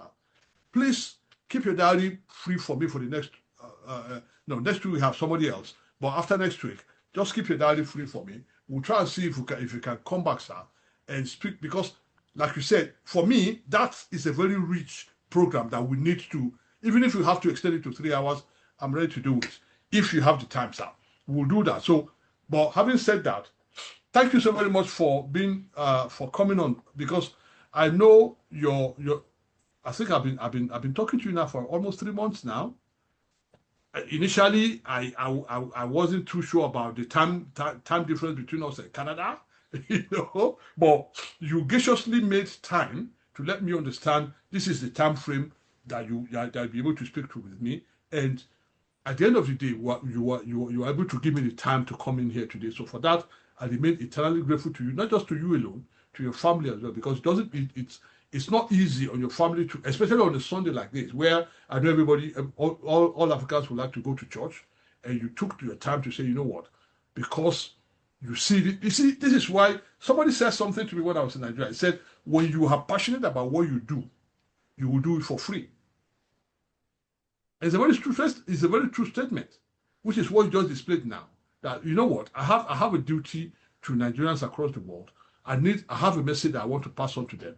And boy, did you pass the message, because you had me all wrapped around your hands for the last 2 hours. So for that, it says a lot. So for that, I remain eternally grateful to you and to your family. Thank you so very much, sir. But then, before we close, because like I do every week, I like to give our special guests maybe the grace of to say 1 or 2 things, whether to say we've been doing a rubbish job or been doing a good one, and to speak to our viewers across the world who have taken the time to come and listen to you.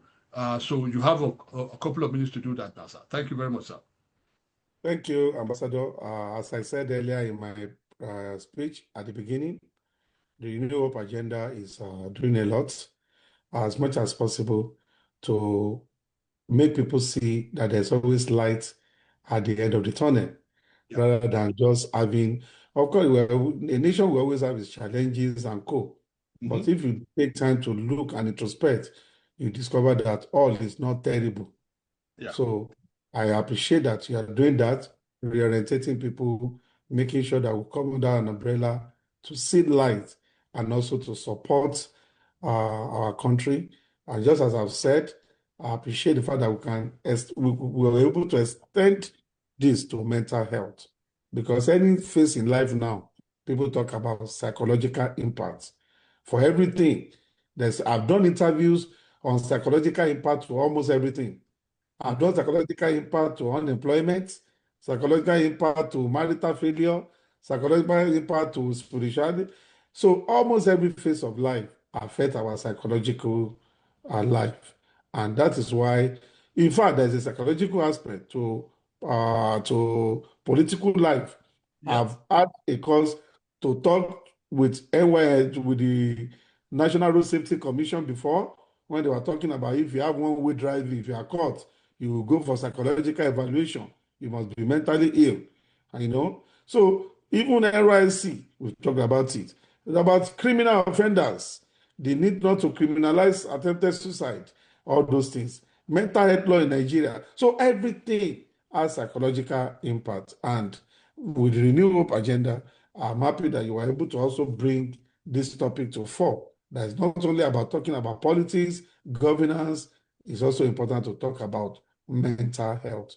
I just wish you well in your endeavors and hope that our country will be great and it will also be a destination like Singapore where everybody all over the world will want to trunk and visit. Thank you. Thank you so very much for that last word, sir. I really appreciate that. I think we had a VIP a week or two ago, because we touched on politics now, and that's where I had that brainwave now. One of our VIP talked about it, was it last week or the week before, where he said those politicians seeking for going for campaign, going for campaign too, needs to seek for some medical help. Yeah. And I remember today, a lot of I think it's APC who they did their primaries today, and for those who lost, like you said, many of them will be going through some kind of mental trauma. Yes, trauma. So Because they spend money, they've done everything, and they are disappointed. Yeah, so people like that need to seek for people like you to reset their brain, because whether you like it or not, someone who spends millions or hundreds of billions to get depressed, not be able to sleep. It doesn't mean they will be mad or crazy, but they may suffer emotional trauma. Of course. So I think for those listening now, or for those participants who have politicians who did not make it today, that's the what's it called now? The crisis hotline, the social media, everything is on the screen now. Please take note of it and pass on this message to them. They say, you know what? This thing what they go through now, talk to somebody. Because this is what we do in the Western world. When things like this happen, right, people talk to someone, for them to be able to get over, whatever trauma that they're going through. So thank you so very much for that, sir. And moving on, because our time is past spent. We were meant to spend 2 hours, and we'll be 2 hours, 2.5 hours now. Again, thanks to our special guest for giving us the grace to go beyond the 2 hours. Again, he's now graciously accepted that he's coming back again. So Nigerians across the world, watch out. In the next 2 or 3 weeks, he'll be coming back to speak to us on another hot topic. So in the meantime, I wish to acknowledge the efforts of stakeholders who made this the Renew Hope Virtual Town Hall Conference possible through their wide network of influence and hard work behind the scene. We have a lot of people who are working behind the scene to bring all of these our VVIPs on. And not only that, even whilst we are on air, certain people are working hard to ensure that everything we do here runs smoothly. So thank you immensely for making this possible every week. And huge thanks again goes to Ben TV, Diaspora TV, Ben TV UK and Diaspora TV in Switzerland. We appreciate your continuous support for Nigerians in diaspora and support for good governance in Nigeria. And thanks also goes to our media partners like the Reflector newspaper, Parrot newspaper limited, who are equally supporting and propagating the image of Renewed Hope Global Virtual Town Hall Conference. You are all appreciated. I also wish to acknowledge other leaders and stakeholders present at this conference. I don't have the time to mention your names now, but be rest assured I will in my thank you message tomorrow. Because it's a Monday, it might come up a little bit late, but you will be mentioned, because for me, I like to appreciate people who support what we are doing, because your support and assistance are very much appreciated by me and my team. Lastly, I appreciate my co-hosts who do most of the me. I just stay here, they talk. Now then they do all the big work in the back room to ensure a smooth conference every week. Right from Honorable Jacob Ogushe, Hajia, Rekia, Bello Abakar, Udeme and the rest of them. Thank you so very much for making this very, very possible. So before I call on the matron of the house to give us a closing remarks, let me please announce to the whole world now that next week, Saturday, we have another VVIP coming on. She's an ebullient SSA to the president. Her name is Dr. Abiodun Esiet. She's the SSA to the president on community relations. It will be another interesting and engaging experience next Saturday. Please make sure you make it another date with us. This one is going to be on Saturday from 4 to 6. Dr. Abiodun Esiet, the SSA to the president on community relations. She's one of the young, when Buhari started the Academy Young thing, yeah, our president, latched onto it. So this lady is one of the young youths, as Zebudai will call them, the young youths who are part of this cabinet, and she's doing fantastically well.